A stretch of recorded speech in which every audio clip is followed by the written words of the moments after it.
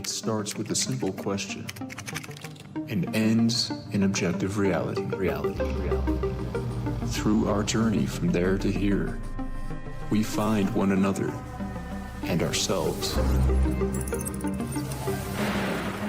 And as the next 24 hours breaks free from our last, we gaze onward in reflection of the day. Come to your own conclusions. Stay vigilant.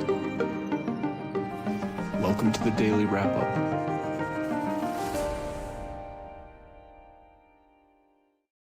Monday, February 23rd, 2026. Thank you for joining me today. More development in the direction of Trump's globalist administration, it seems, and almost every promise, including food dyes, even the small wins, even for people like me that were going, well, you know, that's a good thing, but can't stop looking at all these bad things. But yes, that was a good step. And now here we are where you're starting to see the FDA roll those back. Or as we get into it, you'll find that it's a lot more dishonest than that. It seems it was never even really there in the to begin with. And this is what we were always talking about with a lot of this, is and whether that's RFK being involved in that decision, or whether it's him being played, or whether I'm wrong, it will go back to the way you thought it was tomorrow. As of right now, it's clear that we're just being played or misled, to make it objective. Every single one of them. I mean, even the bigger points you make about the Fed conversation and the obvious digital money direction, which is what we laid out beforehand. A lot of pushback. Now it's here. Just every single moment we can see the problem that Americans have been calling out, that they've been ignoring, now being acknowledged in order to usher us into the solution they've created, which maintains the problem that they need. It's everywhere you look, in every single circumstance. And that's why I talk about the sort of transition that I feel that we're in. Today, we're going to talk about the apparently new WHO that Donald Trump is discussing, creating, and with a $2 billion price tag. And whatever you think about the idea, really the simple point is, and there's a whole lot of nuance into whether that might even be a positive step to get away from the globalist structure of the WHO. But the point is what it really is, what they're currently doing, and what it represents. And if all you really wanted was not that group, the agenda doesn't matter, well, then that's a binary sort of team play. I care about the outcome and the agenda. I don't care whether Trump rolls it out, or Klaus Schwab rolls it out, or Biden rolls it out. I don't like any of that, and the whole thing is a problem for me. It's because it's about the principle of it, not the team. And so that's what we're seeing with all of this, is if Trump's board of peace is not a problem for you, or the way, it's a globalist element just like the rest of it. And whether maybe you don't even care about the globalist side of it. Maybe you don't think that's a problem. It's about what those things are then leading to put that aside. It's about the direction of more control over our lives, the idea of working really with the worst elements of the world, the groups that are out there committing the genocides and violating human rights. The point is, it's going in the wrong direction. We're going to talk about the WHO discussion and how that funding is going forward, how that builds out what continues to seem to, what I can see as sort of the replication, or rather the new normal of the global order. And it's very transparent, I think. We'll also talk about some of the developments around the glyphosate discussion, as RFK has come out and endorsed that problem. The FDA walking back, as the Guardian frames it, FDA retreats from the plan to ban artificial colors in food, which should be frustrating. You should feel, manipulated if you thought that was happening. We're going to talk a little bit about Epstein, just to keep you updated on some of these alarming things that keep happening. But you were very aware of what's going on if you watched this show already, and have for a long time now. But I want to open it with a point that goes back to Kevork Almacian's really great article about the Epstein, or as it was titled, the Empire Above Epstein. I'm going to be joining him tomorrow at 10 a.m. sort of in between. I'll be joining AM Wake Up tomorrow, and then I'll be jumping on Kevork's show for a while, and then jumping back on AM Wake Up. So check that out. I'll be joining him for that. But it'll be getting into the global element of all of this, including the Epstein part that him and Neil Oliver discuss. We'll also talk about some of the different larger global parts of this, while the U.S. continues to pretend like it's not there anymore, even though the information came through them. And of course, Mexico, the cartels. And I mean, we've talked about this a lot. Just recently, in fact, the undeniable connections of the U.S. government and Israel, for that matter, connected to the cartels, the very cartels that pretend often that they're fighting. Now, that's not to say that what it looks like today is necessarily, what you might assume, knowing that very well could be something the U.S. involved in. It could be Mexico doing it in response to what the U.S. is doing in Mexico. We'll go into that go through the information, and just really well document yet again, wherever you place this fact, and it is a fact, that the U.S. government has been caught numerous times working with the cartels. It's just important to understand that for what we're going to see today and what this might be developing into.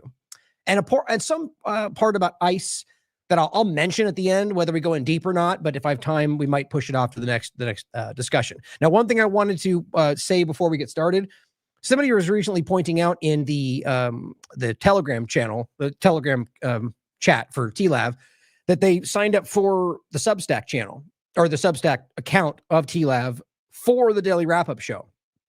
And so I if you guys remember how I set it up, my plan was I don't want to just overwhelm it with just the same show, Daily Wrap-Up and so on. It just everything else, sort of like the interviews, the written articles, and sort of make that the focus for the Substack. Now, the reason I'm bringing this up is because even if just one of you, as somebody mentioned, had signed up for that and paid for the Substack with the intention to get the Daily Wrap-Up through Substack, maybe I should put it there. So I just want to throw it out there. Let me know what you think.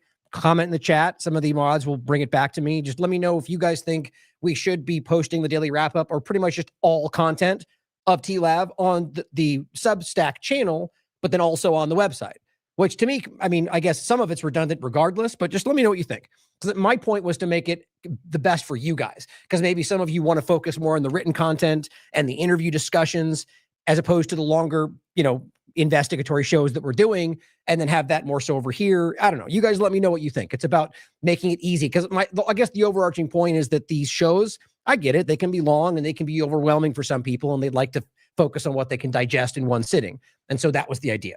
So let me know what you think. It's important to me that you guys get what you want from this, and it's all about the information. So let's get started today with a shout out to a great interview I just had. And this is something I really want you guys to think about and check out. And, as always, none of these things are simple. None of these conversations are, that's just, most solutions, especially with the system we're in today, are going to be complicated. And maybe for all we know that this is just not possible.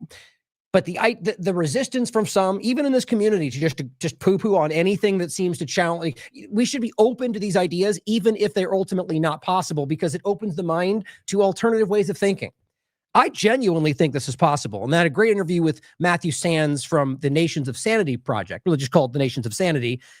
And it's really one main idea. In fact, let me just do this real quick. I'll just read exactly what I wrote for the opening of this. Is the founder, Matthew Sands of Nations of Sanity project, here to discuss a potential path forward for those seeking an end to government and the statist society in which we are forced to exist. Because we're always talking about that. Derek, far more than most, focusing on solutions, which is why I'm proud to work with him at Last American Vagabond and overlap with Conscious Resistance. But we also focus on solutions where we can, but it's something that is obviously needed. And so this to me stood out as not just a possible solution away from government, but a solution for the two-party problem that we deal with. And that's just about difference of perspectives. That can happen whether there's government or not. It's clearly the government's built and used, but I thought this was an interesting idea. It simply revolves around the non-aggression principle. What it says, I wrote, Matthew presents a solution to the endless cycle of rulers to which we are subjected. A viable solution that is rife, however, with government-created educational roadblocks and various challenges. And that is primarily the solution, primarily the creation of a peace agreement among free individuals establishing a new governing structure. That doesn't mean government, mind you.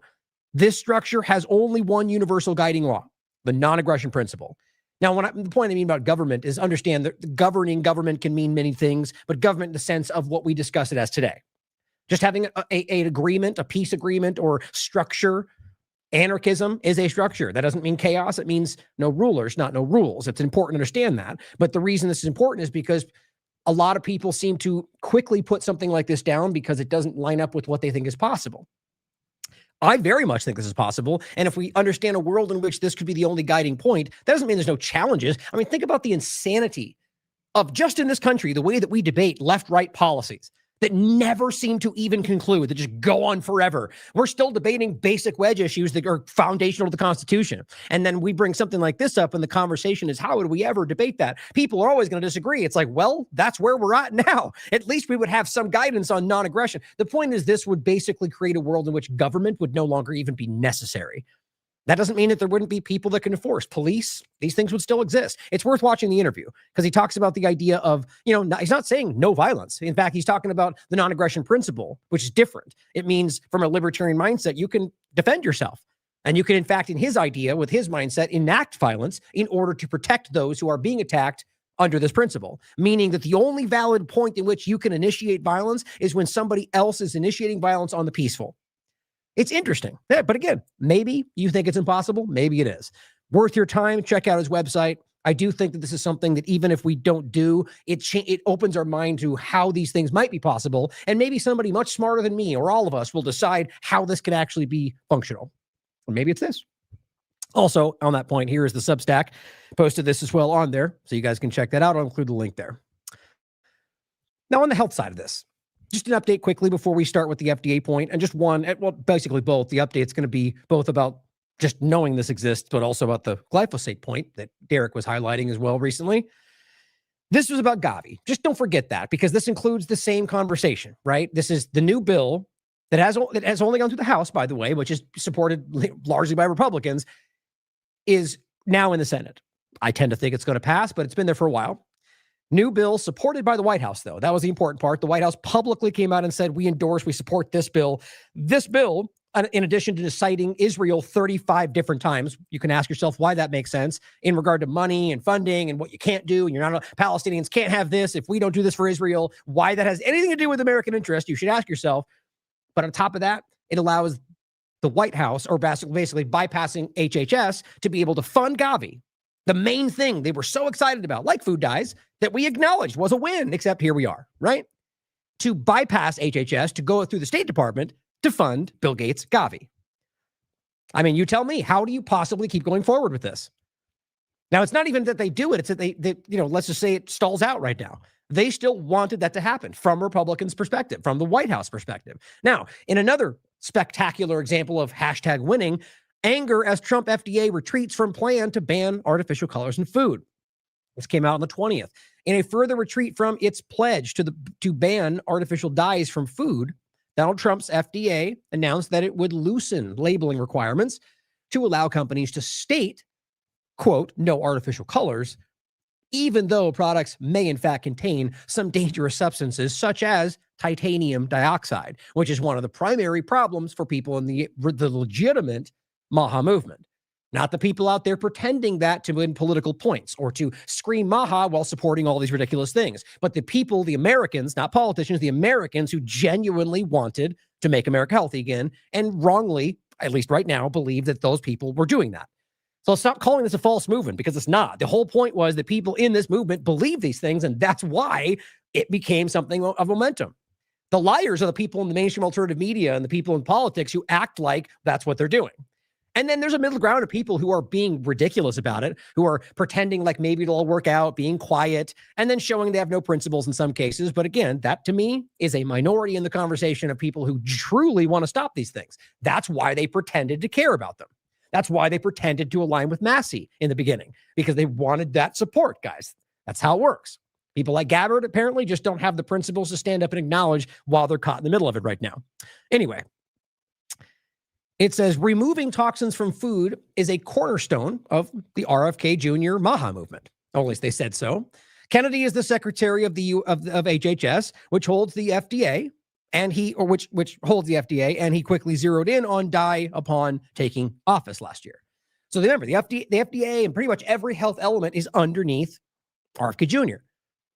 So what you have to understand is, just like everything else we're seeing, apparently there's one element guiding most everything in this government right now, and that's Trump, or at the very least, whoever's pulling his strings. Because it seems like whether it's the FBI, the DOJ, or the FBI, entities that are supposed to be independent but are clearly not, like objectively, embarrassingly not. So here we are, whether RFK is allowing this or not whether he, the conversation's been around, blackmail, what's going on, but everyone can see this is challenging very, very, hardcore things that he was fighting for aggressively before. And again, started very clearly pointing at this. My first thought was like, okay, I actually believe it's really important getting seed oils and dye. I think that's huge for health in this country in general, huge in general. But I still was like, okay, of all the things we're going to tackle, that seems to be lower on the scale, but I still said it was a positive. And so it just feels like ask yourself this. If this continues this way, which I feel like it will, Why wouldn't they just let you have that? You know what I mean? With all the things they're doing and all the lies they're spinning and how many times you're being lied to and contradicted, why couldn't they just let this go to give you that bone? They even have to circle back and remove the things they feigned to you. I just think that speaks for itself. The FDA agreed to what critics labeled a handshake with Big Food to stop using the dyes. You know, the very Big Food that RFK was telling you for years were not to be trusted. We're dishonest. We're captured, basically people that were working, industry hand in hand with the institutions, right? So Big Food hand in hand with FDA, for example. And so here they are making agreements where they will take the word of these companies. The very companies he told you would lie about stuff like this, the very companies that would manipulate studies to be able to give you dangerous things, he's now taking it's a handshake agreement. We're going to agree that it's an understanding, it says. Some candy makers still are refusing, even with this understanding, to even stop using them. So let's be clear. That means if that's even possible, then there is no ban. They're going, we're going to shake our heads and all agree that we're doing this, wink, wink, and just everyone keep doing what they're doing, or at the very least, that's possible. Am I missing something? That's not a secret, guys. And this is what's so frustrating about this, is you'll get the liars out there who will shout you down. Well, Ryan, that's the only way it's even possible. And that's the only step that could be made. That's not true. That's a lie. If that was true, I would still, look, the bottom line is like all the rest of this. These things are bad for you. They're dangerous. They've built this. But if you simply said ban on these dyes today, boom, just like that, not allowed in this country, they would figure it out. Yeah, maybe they're going to spend more money. Oh my God, people might even lose jobs somewhere, but they would figure it out. And then we would be exponentially healthier because of this, but that's not what's happening. And then you get the watered down small step that doesn't really change anything. And then you have to deal with manipulative people out there that pretend they fight for these things to then just go, well, and maybe they actually believe that because they're so broken down by this ridiculous system that they'll take anything, even the illusion of a movement. You see it too. I know you do. Thomas Gallian, principal scientist with the Center for Science in the Public Interest, has the next statement. It's frustrating, especially when the rhetoric suggests that they're solving the problem, but in practice, they're just letting industry do what they want. Now you realize, guys, that means that's how little they think of us. That they're going to go just say it out loud. They're too stupid to know. Just keep doing it, and we'll lie to them. It'll all work out. It goes, Gallian continued, adding that the rules were already so loophole-ridden, as we know, as RFK told you, that there were other ways that companies could deceive consumers. The most effective measure to protect consumers is a ban, he said, what they pretended to do. Kennedy defended the move in a statement. So here, this is important to understand. Just like with glyphosate, we're going to get to next. He comes out, let's just say before, his entire career before this, screaming about how important this was. And I'm not even overplaying that, guys. Anybody who watched his work was, you could maybe say not just passionately arguing why it was so important for a really long time in each one of these cases, seed oils, glyphosate, all of it. And then they come out and they go, we banned it. We did it. We're taking it away. Okay. All the praise, everyone, see, he's going to do it. So now he comes out and defends the thing that challenges what he originally fought for, what he told you already happened. I don't even know how you make sense of that. Is this a walk of shame? He comes out and says, this is real progress.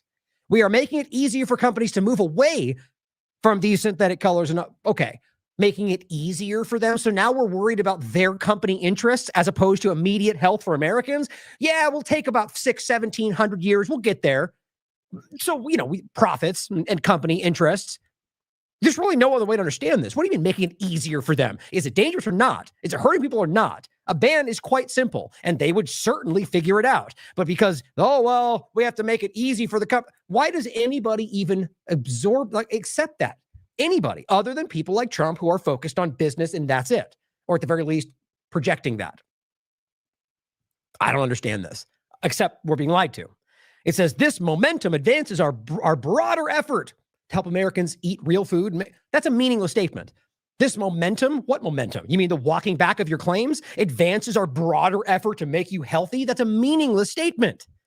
I'm just so frustrated by how clear all of this is and how it seems certain people who I thought better of are out there still gaslighting people. But truly, most people I see, including even Republicans who are hardcore lost in the partisan divide, are starting to see this.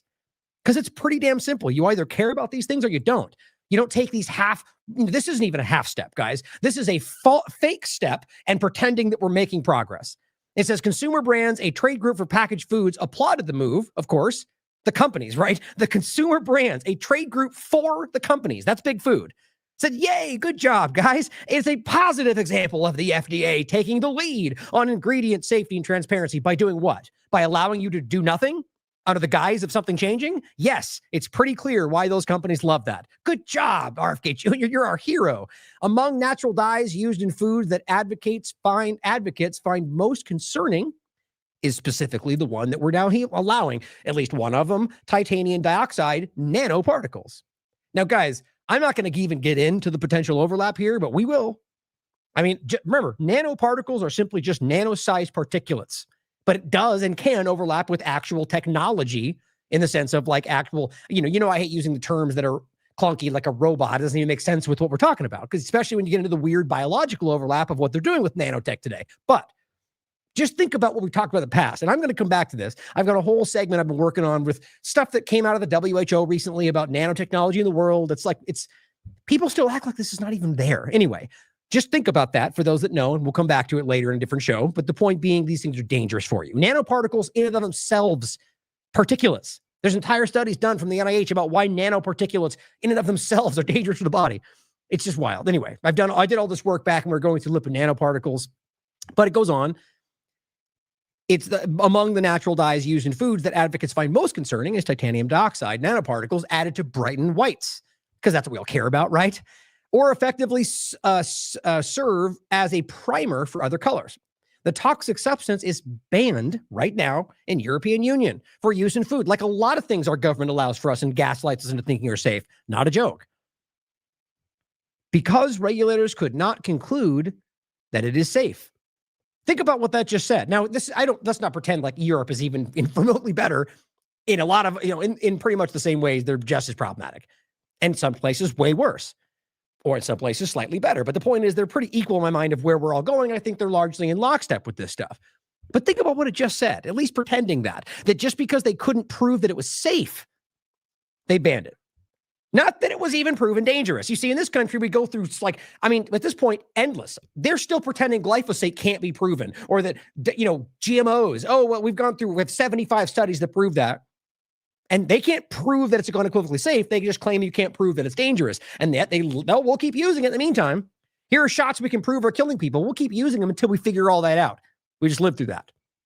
I mean, guys, that's insane. It shows you either these people are so shockingly corrupt that they're willing to do things, not just allow things they don't check, but knowingly things that are actually dangerous in order to benefit from them, control your life, kill you. I don't know. Or they're just that shockingly stupid and being used by something else, maybe the food companies, but we know there's something bigger than that.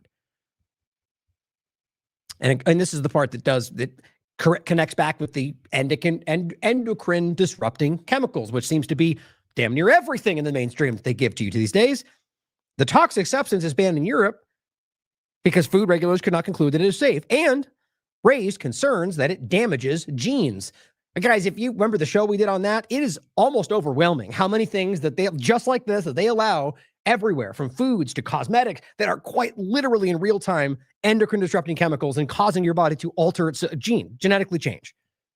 And we talked about that with the trans conversation, and there is an provable scientific connection to the overuse of those things in your body and people having weird body changes that they then associate with whatever they tell you is the transgender movement.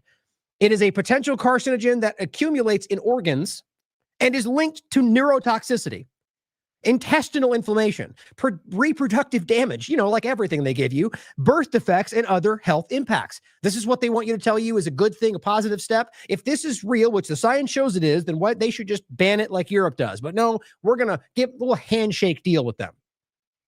And the momentum for the broader movement is making everybody make America healthy again. Okay. You feel better? Titanium dioxide is widely used across the U.S. food system. The Environmental Working Group nonprofit has found nearly 2,000 products in which the chemical may be used, though some estimates are as high as 11,000. Now, what's crazy is you pluck out one example. This thing's bad. Look at how crazy it's everywhere. Now, if you actually were able to even mentally consume at the same time all of it, we would probably all have strokes. That's one ingredient Then you could bring in all of it, PFAS and dioxins and glyphosate, all these things that independently are doing all those same problems, reproductive issues, birth defects, inflammation, cancers. And they're all lined up next to each other in the same food you're eating, the same water you're drinking, the same clothes you're wearing. It's literally everywhere. And that's not even that's not hyperbolic. I'm not even trying to scare anybody. We just need to be real about what we're actually dealing with. And they're just simply, they can't even give you one chemical, just one will say that's bad. Nope, all of it's okay. It just kills me. Yes, it's pretty clear that I have a very low opinion of who we're dealing with, but you tell me why I'm wrong. Look at our track record. Titanium dioxide is widely used. It says 2,000 products, which the chemical may be used, though some estimates are as high as 11,000. The largest subgroups included candy, cakes, cookies, desserts, dessert toppings, tons of kids. The FDA so far has ignored a petition filed in 2023 by 5 major U.S. public health advocacy groups that asked it to withdraw its approval of titanium dioxide for use in food.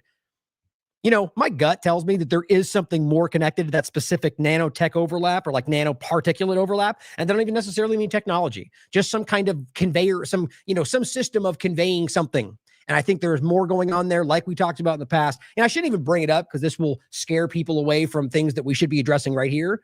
But it may sound crazy to you guys, but these are not false statements. And this is scientific reality. You could look at Charles Lieber and all the stuff we constantly point out. It's been going on for years. I know I said I wasn't going to get back into it, but it jumps into my mind. And I'm telling you, there's something there. Food companies will be able to state that products that contain these ingredients have, quote, no artificial flavors. So you see, if you just let this go long enough, maybe people don't get enough attention pointed at this. Well, a couple years from now, you're going to go, look, we did it. We won. It says no artificial flavors. Good job, RFK Jr. And I guess we'll just forget that never actually happened. They just allowed them to not say that, or rather allowed them to say that, well, it wasn't true. Because that's where we're at right now. How long until we just forget that part? The EWG co-founder Ken Cook, he's one of the advocacy groups, said the shift ultimately represented, quote, another broken promise from Kennedy and Trump. Now realize this is somebody who's advocating for this to happen. So what's their interest in saying it's not I shouldn't even need to make those points because this is you could prove this for yourself, whatever political side you think you're on. And it says they pledged outright bans, because they did, on dangerous foods and chemical additives to their Make America Healthy Again base. Can you please, actually, genuine question, in case I missed it. Does anybody anywhere in this conversation, in the chats, anywhere, know of a dangerous food or chemical that they've effectively banned? Genuine question. I might have missed it. I don't know of any of them. How do you make all these claims then not actually do any of it? It's just insane where we are. Instead, states are doing the hard work to protect families. And you know how that tends to work, is that might happen where a state does that, and then Trump later points back and says, yeah, see what we did? He does that all the time. They all do. So does Biden, or if he can remember his name. While Kennedy settles for handshake deals with big food and chemical companies, agreements with no real accountability and no guarantee they'll be honored. Because that's a fact right there. That's a fact. That's exactly what they've done. Now, you could argue maybe that's a good step. Maybe a year from now, he'll do more. I would be happy to see that. I'll still be questioning it, as we should. But how are you genuinely going to think it's in any way a positive step to make a agreement where there's no obligation with companies that will sell their grandmother for a nickel? That's where we are. I think that's sad that anybody would pretend like this is anything other than a sellout. Now, same point on the glyphosate conversation. That's why I wanted to start with that one. Yeah, I don't see any comments. I could have missed it. I'm genuinely I would be surprised if they didn't have something. Like, why wouldn't they take one small thing that they, I don't know. It speaks for itself, doesn't it? That they haven't even given you some kind of small pieces to feel like you're winning. That's what we just showed you they pulled back on. But this was from the 20th. Trump ignores MAHA by ruling glyphosate national security imperative despite obvious health risks. So here is what RFK Jr. just said, and then I'll read you what Derek wrote. I'm going to start with this statement, which I find frustrating. Maybe I won't read the whole thing, but it says, I will always tell the American people the truth. And then it goes on to not do that. Pesticides and herbicides are toxic by design, engineered to kill living organisms. Now, one thing that's important to think about with this glyphosate overlap, it's so funny to see the pushback you get whenever there's a very clearly an important topic that the partisanship's trying to manipulate, and you jump in the middle of it and give you something that kind of disrupts the conversation for the left and the right. It's amazing to watch how Twitter melts down. And I don't mean like the whole platform, but you get like just bots thrown at you, like or just people that are ridiculous that come at you with all the narratives. And you've seen it.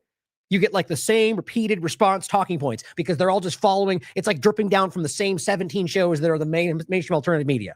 It's all the same thing. Oh, glyphosate, that's not true. No, it's not as bad as they say. No, it can't prove it with the studies. No, they don't actually put it on those foods. It actually, they just lie and lie and lie, and they're wrong about all of it. The point is, guys, this is damn near everywhere. It's been proven in 1,000 different ways to be dangerous, as he told you. But now you've got weird people on the MAGA side of this who are out there telling you, weirdly enough, that this stuff is actually not dangerous because suddenly it's like defending Trump. But what's weird is that's not even what Trump and his team are saying. So you get this weird schism where they're so desperate to defend Trump and his moves that you then end up challenging sort of what he's claiming he's doing. It's just such a weird breakdown. It's just pure dishonesty and selfish, self-driven action based on only what benefits you and your team. So the point is, these things are dangerous, clearly, and they do very much spray them on all sorts of crops. And it's funny how we seem to have forgotten the Roundup Ready conversation, the Terminator seed, the Monsanto overlap. The whole point of this, guys, is that they sell farmers seeds that are genetically altered so that they do not die when they're drenched in Roundup. That's glyphosate, at least the leading dangerous active chemical, one of them. So, and what's frustrating is people come out and go, like the wines in Napa Valley. And they wouldn't spray them on that. It would kill it all. And I'm like, well, yeah, man, that's the point. They do because it's drenched. And then because they spray it so ubiquitously, it basically drifts over into everything. That's why you get the organic wines, whether it's the soil, the air, the drip, whatever it is, that all test positive for glyphosate. That one went crazy online. And it is true. There's a study. I think Moms for America, I'm forgetting their name. They are the ones that put the work in, paid for it, and they got a very well done study that shows you that. It's important. But so on top of that they try to act like it somehow is not relevant for the food. But then, of course, even RFK and even the rest of them told you that they spray this both, like I said, just drench this stuff to, fight off whatever they can, let it grow, but it's altered so it doesn't die, which has its own effects. But then, as they already admitted, and his old VP said, they drench this right before they sell it or right before they pull it off the vine because it helps it dry out. And that gets tons more on there. So yes, as he says, they are toxic by design. And there's no world in which we should be okay with this being everywhere in everything. And he says, when we apply them across millions of acres and allow them into our food systems, we put Americans at risk. Yes, we all agree on this. He says chemical manufacturers have paid tens of billions of dollars to settle the cancer claim. Okay, yes, it's dangerous. See, he's admitting that. Unfortunately, which he shouldn't need to since he's said it his entire life, unfortunately, our agricultural system depends heavily on these chemicals. Oh, okay, wait, let's just take stock of what he just said. So we will be hurt by this stuff, okay? They're designed to be killing organic things, right? And it does put us at risk when it's in our food supply. However, because money and crops and agriculture and industry, we have to do it. Sorry, guys. Now look, same point. Yes, there will be consequences. Yes, there may be a food short. The point at the end of the day is, are we pretending like we wouldn't figure that out? Like the argument is simply money, guys. And this is not some collapsing system situation. There are farmers around the world and country that still actually farm organic. And look, this would create a problem that they have created. The answer is never continue doing the same thing. Continue the problem that will only make this worse and more dangerous because, well, we're screwed now. That's not the answer. The answer is to deal with the problem and accept the consequences, because that will, in the real sense, make us healthier and actually increase our food supply. It's just, he knows this because he's made these arguments before. Any real person in the actual Maha movement already knows this. And he goes, the U.S. represents 4% of the world's population, yet we use roughly 25% of the pesticides, which is why we all have cancer. One of the many reasons, by the way. That is ridiculous to me. Now, that's pesticide and herbicide, you understand, because there is an overlap. We talked about the pesticide conversation, the spraying in New York, all this, the overlap with the GMO mosquitoes and they're all sort of weird overlaps to this stuff. The point is that this is not safe. They know that. But they are telling you we overuse it more than anyone in the world, and yet we're still going to keep it going because our system's reliant on it. If these inputs disappeared overnight, I see. So calm down, Ryan. It's going to be a slow walk down. Do you believe that? Do you actually think that's going to happen based on what they've already done so far? I don't. If these inputs disappeared overnight, crop yields would fall. I happen to disagree, by the way. That's also an important point. I think you can clearly show that the increased yield is a mirage. In fact, just like the GMO push, we all just pretend didn't happen. That was a lie. Gates, the rest pushed it. After they did that, they were more food insecure than before. And then we just allowed them to GMO vaccines too, But this is, look, I could be wrong. I'm not an expert in every single field, but at the end of the day, based on what I've researched, I don't believe that the yields would just collapse. Also, because the reality would be that you can grow regular crops. You can do things that don't require glyphosate. Like if you stopped using it right now, for example, all they're really saying is we don't spray that.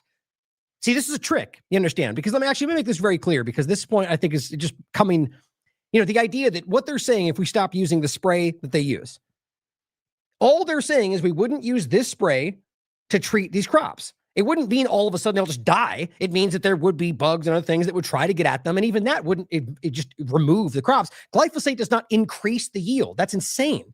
Now, the reality being, they claim it does because they claim it stops the bugs and other things from getting at it, right? But you could use anything else. How about something organic and not dangerous, or at least less so, not cancer causing? Well, yeah, okay, then maybe we'd lose a little bit of this. And I would argue the reality would be that you would actually increase your crop yield. I could be wrong. But either way, all we're really talking about is simply not using this protective spray. That doesn't mean collapse of all the crops. It's actually a really disingenuous argument coming from somebody who's been trying to fight this away from us our entire life. and it says, disappeared overnight, crop yield would fall, prices would surge, also not necessarily the case, and America would experience a massive loss of farms. Why? Even beyond what we're witnessing today. Why? You want to explain to me why in any way that would make us lose farms? In fact, I'd be willing to bet you would get a flood of people willing to farm in whether it's, industrial farming is not the answer. I hate the fact that we pretend that's the only way to feed everybody. It's not. Go back to organic individual farming. Let people do what they want. But at the end of the day, there's no connection between just farms vanishing and them stopping using glyphosate. In fact, that boxes people out who are unable to deal with this, who have to buy the Monsanto Bayer seed in order to be able to use it. That you realize watch Food Inc. if you want to understand that more. Farmers were boxed out of the situation. Individual farmers that can meet their county and city demands were pushed out, and bigger industrial crops, monocrops, that all rolled in. It says, I support President. No, here's an interesting point. It says the consequences will be disastrous. You know what that sounds like to me? Stardust Solutions point. This is an example. This is basically the same model as Stardust Solutions. You're going to push us into the geoengineering, which, by the way, they're already doing, despite what anybody will tell you. They're admitting it, to a point to where then they are required, their own statement, to do it for hundreds of years and possibly forever. Otherwise, it gets way worse. You're being held ransom by geoengineering at that point. And it's the same thing here. We can't stop it. Otherwise, it all collapses. Well, then we're being held hostage by your disgusting, dangerous chemical. It says, I support President Trump's executive order to bring agriculture chemical production back to the U.S. Now, make those two things make sense. So even despite what I was saying before about everything he just said, why would that mean we would want? So let's just even say we have to keep using it. But the argument is, if it disappeared overnight, meaning the implication he's trying to get you, the implication is we're going to slowly start rolling it back. Okay, then does slowly rolling it back mean make the U.S. government a hub of production of glyphosate? No. Trump is not trying to walk anything back. He's making this a focus. So you think RFK Jr. is being honest with you when he tries to make it sound like we can't just do it right now? Well, Trump's not even taking a step in the back there. He's going forward. Excuse me. He's increasing the output. So how does that make sense? I feel like it's these things you're being lied to, guys. It's right there. You all know that. You're not stupid. You can see it. He's macking, anyway. It's just, I want to dwell on these things sometimes because it's so pure. It's obvious. It's right in your face. And he goes, and our near total reliance on adversarial nations. But again, this is how he tries to weasel us into the America First mindset. You don't need to rely on it. If we went back to completely organic, natural stuff, we wouldn't need any of that stuff. But they don't want that, guys. It's industry. The executive order protects two pillars of national strength. That's what he says. Our defense readiness and our food supply. Oh, okay. So now it's all about your war focus. Defense readiness and food for the troops. It's what they're framing it as. That's not what we need to be, guys. We are not an empire out in seek of conquering. That's what they want. Only children think like that. That's not the reality of this. This is the opposite of what is going to create what they claim they're fighting for. It says, when hostile actors control critical inputs, they directly threaten the security of the American people. Well, now we're turning it into somehow that if we don't use glyphosate, China and Russia are going to hurt us. It's the same cycle of manipulation. The Trump administration will secure these supply chains to eliminate that vulnerability. Yay. So America first, hashtag Maha, because glyphosate, you know what I mean? Like and all of a sudden it's sort of like turning nuclear power and oil into somehow being ESG compliant. You see how each side does the same thing? So Biden's administration's like, we're fighting against the bad stuff. And then they just bend it in to make, well, we use those things to fight for freedom. So it's okay. But you can't drive your car with gas, but we're going to keep drilling oil. You know, it's ridiculous. Same thing here. Glyphosate for freedom all of a sudden. President Trump did not build our current system. He inherited it. Oh, I see. It's not his fault. So why even try to fix it? Because Biden did it. Seems to be that might as well be their tagline for the Trump administration. For decades, Washington designed modern agriculture. Policymakers wrote farm policy, directed research dollars, structured subsidies, crop insurance, blah, blah. Those deliberate choices locked farmers into chemical dependence. Yep, I get it, man. So why don't we change that? Is the answer to make the U.S. government and the U.S. as a nation the leading location to bring production of glyphosate back to the country? That's not what you're saying. That's not the same thing. That's simply dishonest. We are now changing course. No, you're not. Without destabilizing the food supply. Explain that for me. Trump's making it a focus and you're now changing course? Well, yeah, you're changing course to be overly focused on glyphosate. Alongside USDA Secretary Rollins, we are accelerating the transition to regenerative agriculture by expanding farming systems that rebuild soil. Great, good, do it. I'm tired of going good, the great thing when they're just yelling things on Twitter that never seem to happen. In fact, they can do something like food dyes that then they walk back. So when they yell things out like this and it's this grandiose idea, what we're all going to fight for while they're literally enshrining glyphosate, we should go, I call your bluff. I mean, no way we should be going, yeah, great, good stuff, while they're forcing glyphosate down your throat. We are also driving the rapid adoption of next generation technology, laser guide. Okay, cool, good, laser and stuff. Get it done. I want to stop killing us with chemicals. The solutions are not theoretical. Farmers are already putting them into use. Okay, I mean, I'm not good. I'm not even saying it's bad. Increase yields with technology. But I think at the end of the day, it shouldn't be something, all of this creates a choke point for industrial farming and boxing out individual farmers. That's what it does. Not everybody can afford these things. In fact, what they do, mark my words, is make these kind of things, whether it's the laser-guided weed control, thermometers, electronic systems and robotics, mandatory. They say, well, if you don't have these, it's not safe. But you have to have these certain tools because otherwise then it's not up to our standard while they're forcing dangerous things in your throat. And all you do is box out the organic individual farmer because they can't even meet those demands. That's how this tends to work. These solutions are not theoretical. Farmers are already putting in work. I have met with hundreds of farmers and agricultural leaders across the country. They understand pressures firsthand. Yeah, from you guys, from the government, rather. That's what they're dealing with. Chemical inputs cut into margins.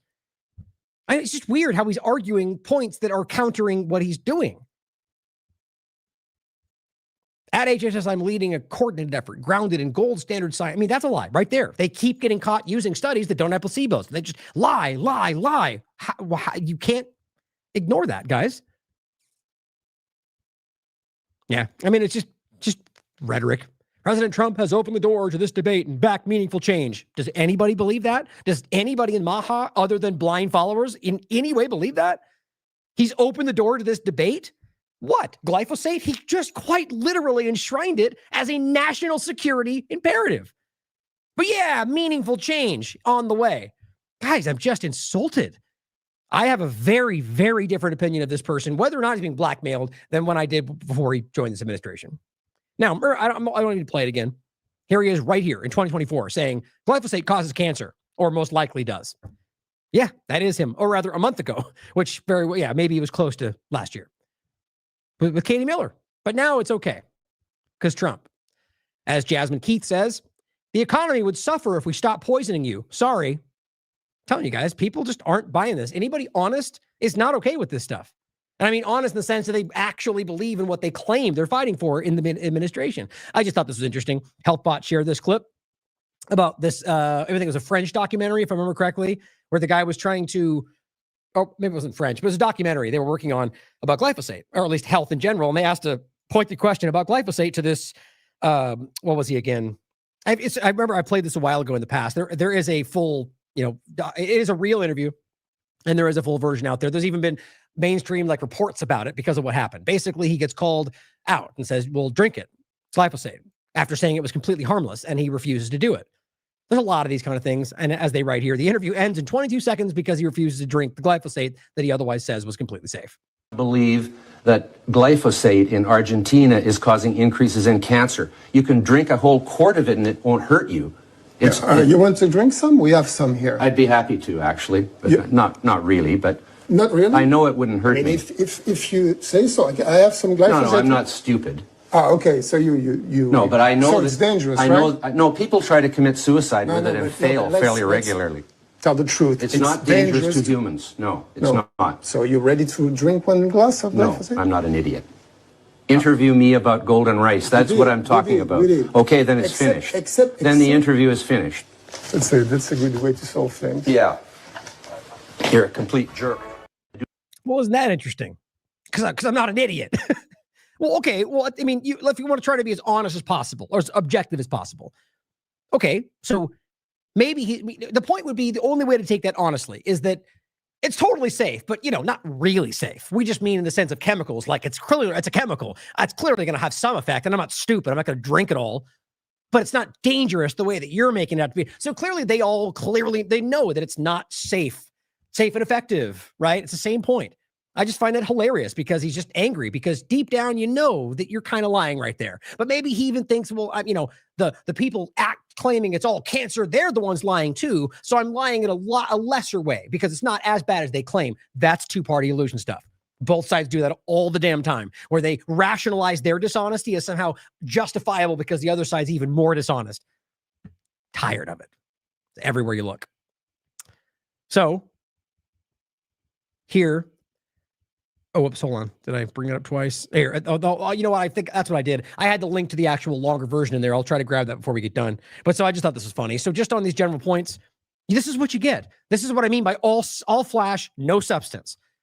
Trump just post first on Truth Social, we're winning too much. It's just not fair. That's it. And then how the White House can't stop winning. I mean, not only is that just weird, like what's the point of continually saying that other than to force we're winning, keep thinking we're winning. It's like, it's just weird, right? But the truth is, guys, that's not even close to what's happening. He's losing support all over the place. Epstein, I mean, you can go down the list. And even polls, which I don't put a lot of stock in, are largely showing him losing support in a lot of ways. You got people like Tucker and Dave Smith, huge people, influential people that are like, Trump's a liar. I wish I never voted for him. We're winning. We just can't stop winning. It's pretty embarrassing. Now, just to really nail this one down, guys, after leaving WHO, I should even grab that one too, because this is important to understand, just like they tried to do last time, which this is actually every day this gets more relevant with what they're doing. Derek wrote this back in 2020. Vaccine bait and switch. As millions pulled from WHO, Trump gives billions to Gates-founded Gavi. Right. It's exactly the same game. And if you thought, oh, well, that wasn't true, or they tricked you, or he didn't see it, well, explain it again now. Because where we're at now is another variation of this. And that's on top of the Gavi point I just showed you, where he yet again is supporting the bill that will circumvent HHS and still fund Gavi directly from the State Department. On top of that, we have the Board of Peace, literally a new global entity. That's how they're framing this. They literally introduced this at Davos, guys. Oh, there it is right there, the Gavi bill. But remember, they went to Davos after yelling globalism is dead and then presented at Davos their globalist UN model. I just think this is how really low opinion they have of all of us. They think we're just too stupid to see through this. Gaza's Board of Peace seeks to reimagine the international order. Now, maybe you agree with that. Maybe he has the best of intentions. Hey, I hope that's the case. But at the end of the day, you still have to recognize globalism for what it is. Despite the ridiculous people out there who've always claimed to fight it, who are now pointing at anything else, and you know exactly who we're talking about. So, after leaving WHO, 2025, this is yesterday, Trump officials will propose more expensive replacement to duplicate it. Now, again, it's just being proposed, right? I mean, whether the point is you have 75 examples of all of these same things going in the same direction. This is just one more, even a proposal that shows you that this is the opposite of what all Republicans told you they were fighting for. And if you would have asked them, would Trump recreate the WHO for health surveillance? They would have said, absolutely not. That's Democrats. And here we are. HHS proposes spending $2 billion a year to recreate systems the U.S. accessed through the WHO at a fraction of the cost. Now, I'm not a supporter of pretty much any of these, excuse me, globalist, or in the sense of global, rather, just a global, like an entity, like a UN point. Now, since we're in the midst of all of this, sort of like the state of society we live in versus an anarchist mindset, which is what I'm talking about, right now, the UN, for example, exists. I've been very clear my entire career about my criticism of every part of that. However, because it exists and the things like what happened with Israel, there are still elements out there, other countries, who are able to use that mechanism to expose those kind of things. So that doesn't mean we support the entity, but rather you can acknowledge how it's functioning. That's a very important thing to think about. So regardless of any of that, what he's talking about is creating a similar dynamic, a dynamic of a global entity that allows global engagement. And this is about the Board of Peace point. It's basically a UN model. It's exactly what it is. Now you've got the WHO point. And he is very clear about this in regard to health surveillance, and also very clear about how it will work with multiple countries. How is that America first? Why would Americans spend $2 billion in something that's going to become a global? Because this is the reimagining of all of this, in my opinion. The Trump administration is proposing sending $2 billion a year to replicate the global disease surveillance and outbreak functions. The effort to build a U.S.-run alternative would recreate systems such as laboratories, data sharing networks, and rapid response systems. All the stuff that we're all on guard about right now. The U.S. basically systems the U.S. abandoned when it announced its withdrawal from the WHO last year and dismantled the USAID agency. Another interesting point, right? Oh, we got rid of that thing, but we're duplicating all the things they do in other ways? Pretty much. I just showed you that bill they support, which has funding for HIV prevention, condoms and so to stop. It's exactly what they were criticizing before. Now, climate change points. Look at the show I did. I went down many different examples. While President Donald Trump accused the WHO of demanding, quote, unfairly onerous payments, the alternative is considered that his administration is considering carries a price tag about 3 times what the U.S. contributed annually. Now, you could argue it's worth the cost because it's our own thing. But, again, it may very well be what you think as the solution, like that this is the recreate. Maybe you think this is necessary, but you just don't like the global part of it. Well, guess what? This is not a U.S. centric or U.S. alone entity.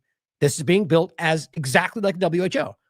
So it still would basically just be the same thing, but with Trump, or rather the U.S. government, which will probably be Democrats at some point, leading that entity. So think about that. And how does that make sense if you were fighting all these things? And that you're now spending more for it. But again, my point was that you could see a world in which you might think this is the solution because the only problem was the structure that was before. And now you're building another sort of global thing for a good purpose. Maybe you agree with that. My point is simply to highlight that most conservatives were Alex Jones, or it's not just that kind of globalism, but it is bad as an entity or as a concept, right? And yet here he is supporting these things. That's embarrassing. And that's not even to say my opinion first in anything. It's just acknowledging that is contradictory for them to be doing. My opinion, as I've said it many times, is that I don't agree with any of these things. I don't like the idea of, truly from some, the whole point would be a sort of, I guess a nationalist mindset focusing on U.S. interest, but with engagement, right? Like not like the point being that you have levels of charity from people who want to, if you want to help other places, but nothing forced through the government. The idea simply being that we have a point at which we are struggling as a country, that there are very clearly things that need to be focused on. But even Trump's administration is not doing that. They say those things and they spend money on wars and go, that's the idea. And it's just very clear that there needs to be a focus here. But that doesn't mean we should just absolutely disregard anything that's going on in the world. But my point would be that what they're doing is exactly what Biden was doing, is exactly what it's just the extension of the larger game. It says where was I here? I got that one. Sorry, going down further.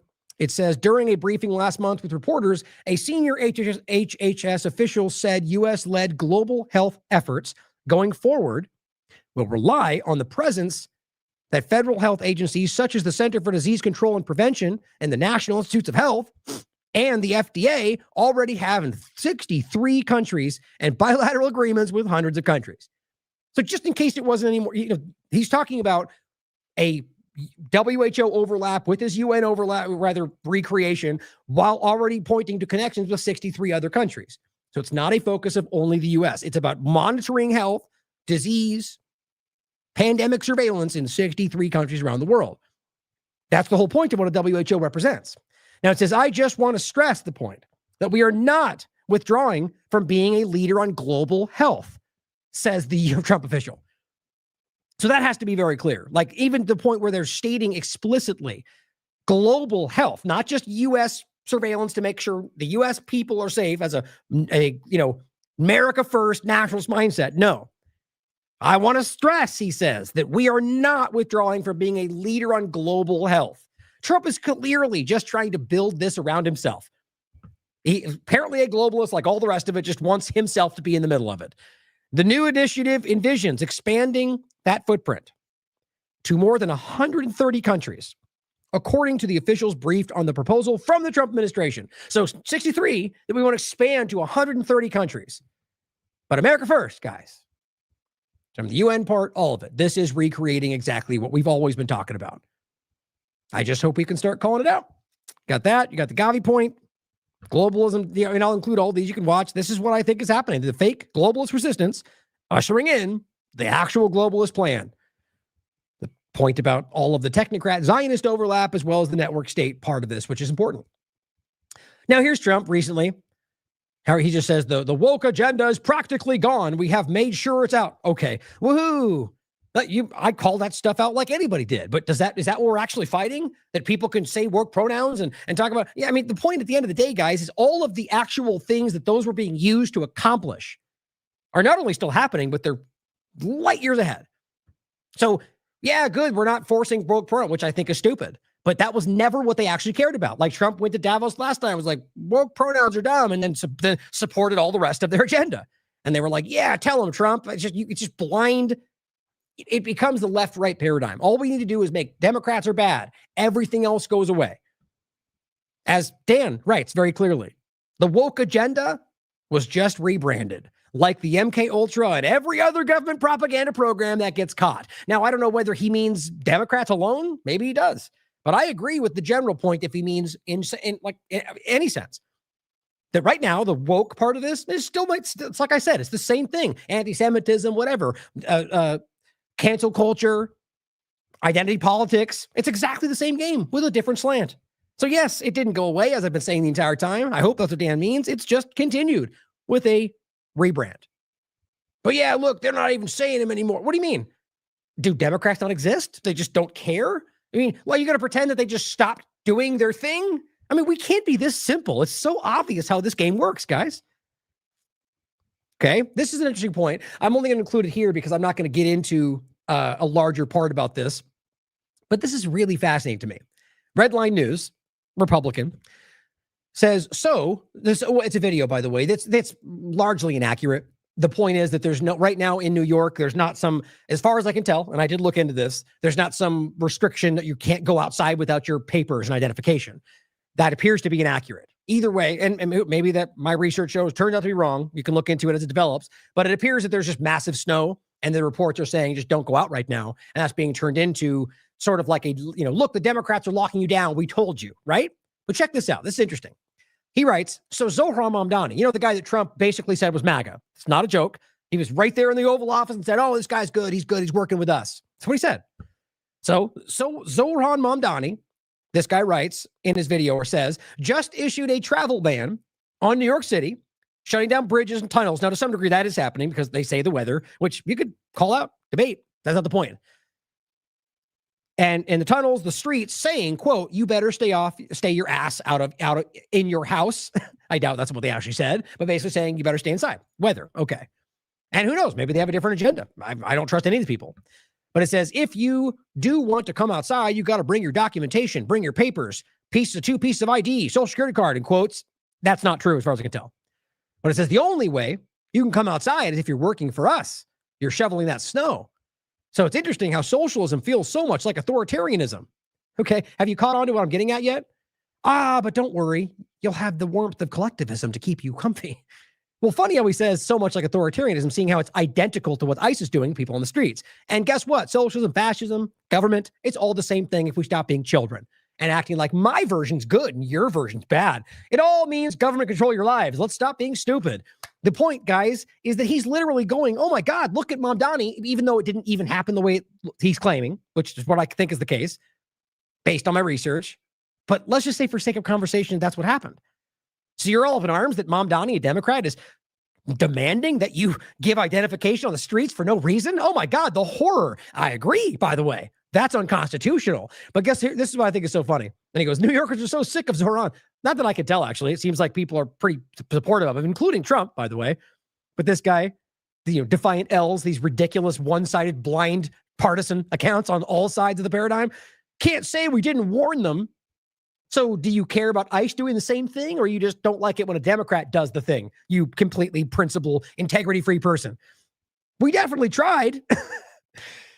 So the thing, again, that's not actually happening, you have an issue with because a Democrat allegedly did it, while you literally have ICE roaming the streets demanding you identify yourself or go to jail.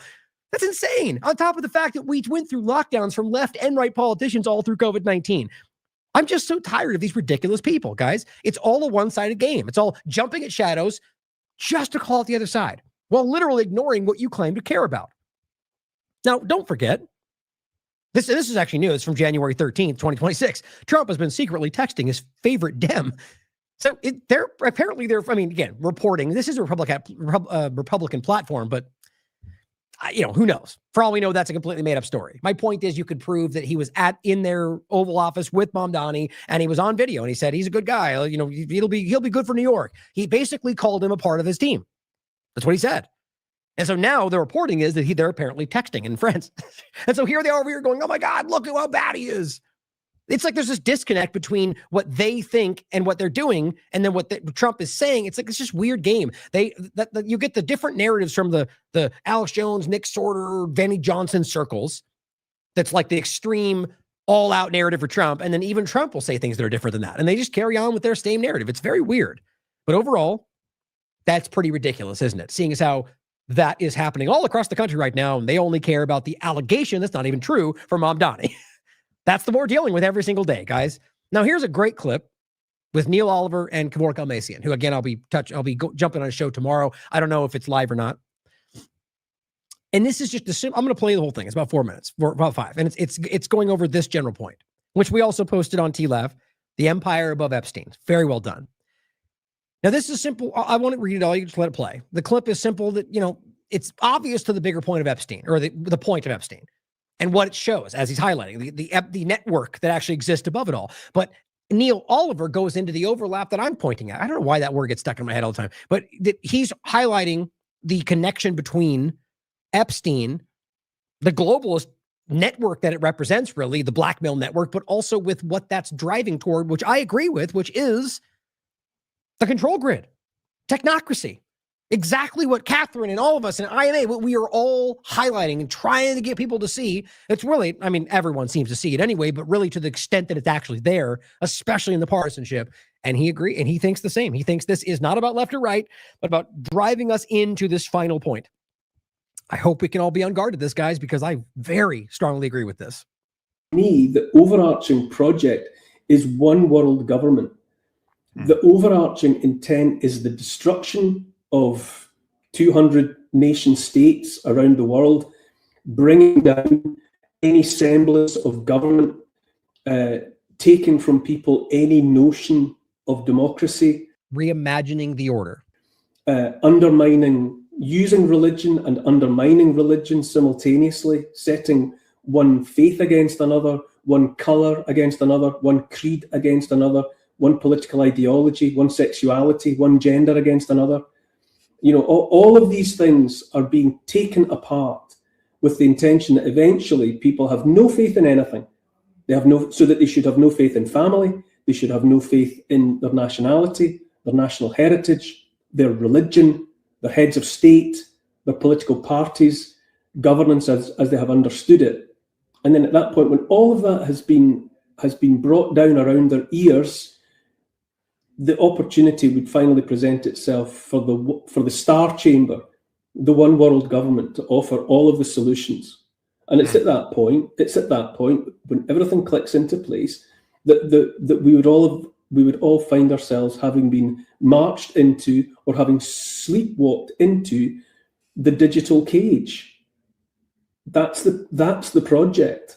Yes.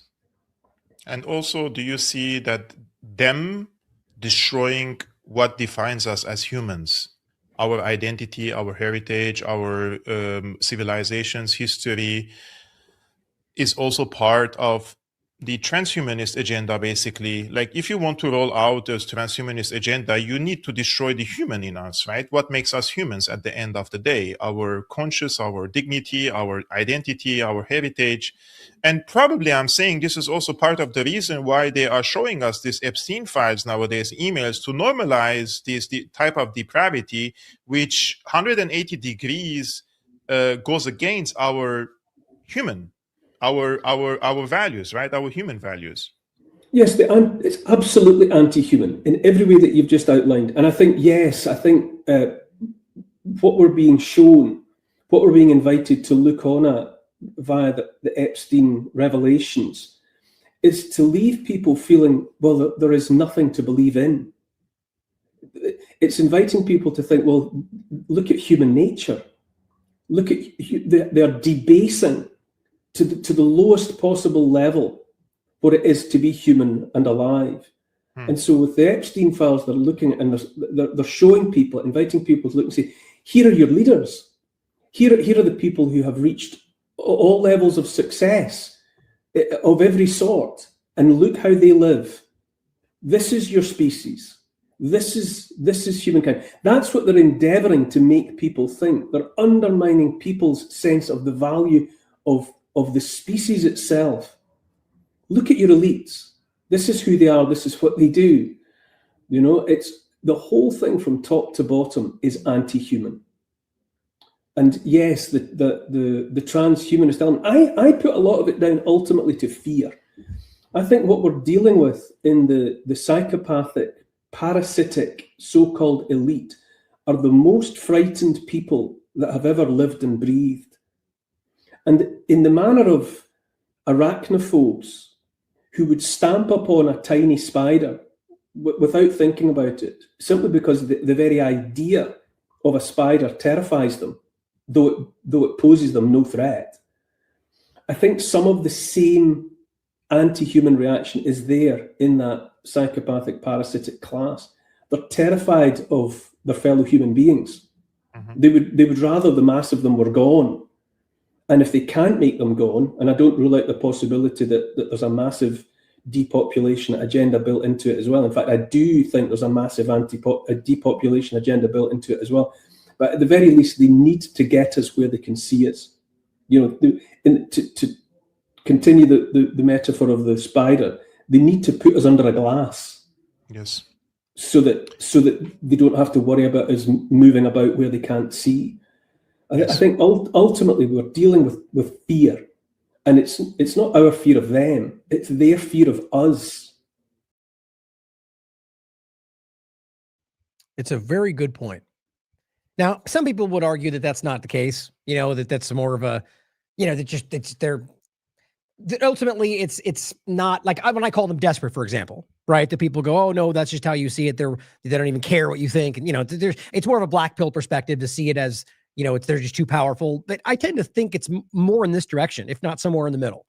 I mean, right now, especially, if ever there's been a time where these people are going, okay, I'm a little worried where this may end up, it's right now, at least in my experience. It's clear to me that they're very worried about what is changing and what people are seeing and what they're choosing to call out.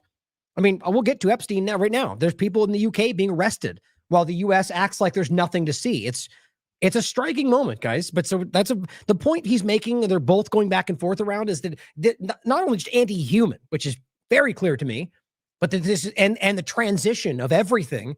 but that there is a technocratic, anti-human element to this that I think is what, what we're seeing with the black hole analogy with Epstein. It's the outlines to whatever they've been doing to drive this into reality. Now, whatever you think about it, I just acknowledge the facts. That's all that I really want to come down to. I always give my opinion, but the facts at hand are that there are all these, what we just highlighted with the WHO and all the rest, these are movements you can see.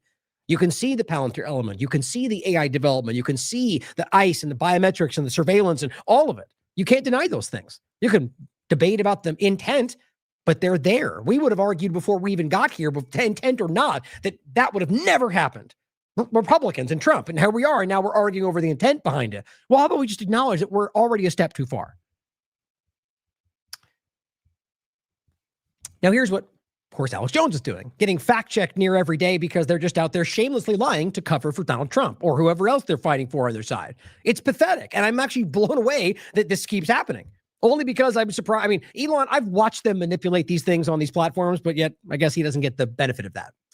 Epstein redacted this. Just first, I'm not going to play his whole rant, but he says, Congress, all in caps, because he's clearly, emotionally, maybe gaining all that weight back and going off Ozempic. He's getting, kidding. But the point is that he's clearly emotional. Congress, Massey, are you covering up the redacted names? Okay, guess what he's doing? Accusing Massey of covering up names. They're doing this same game. They're going back to the argument that somehow Massey had access to these names that he's failing to give out. Well, there's two things to point on that. One was that was largely a manipulation of information he was claiming that hadn't been released, that needed to be released by people. There's also points of which there were names that he did know. One of them, which was Wexner, that he did force him to unredact. The point would be that you could argue, and I don't know, because I'm not sure exactly what he does and doesn't know. The argument would be that if just like what Trump was doing, they were Alex was telling you there's a process. It's got to be the right way. We got to protect the victims. Okay, so now you want Massey just to go yell things out at the top of his lungs without a process? Isn't it supposed to be done through the DOJ? It's just a weird game they're playing to absolutely deflect from the obvious responsibility to the people he wants you to fight for.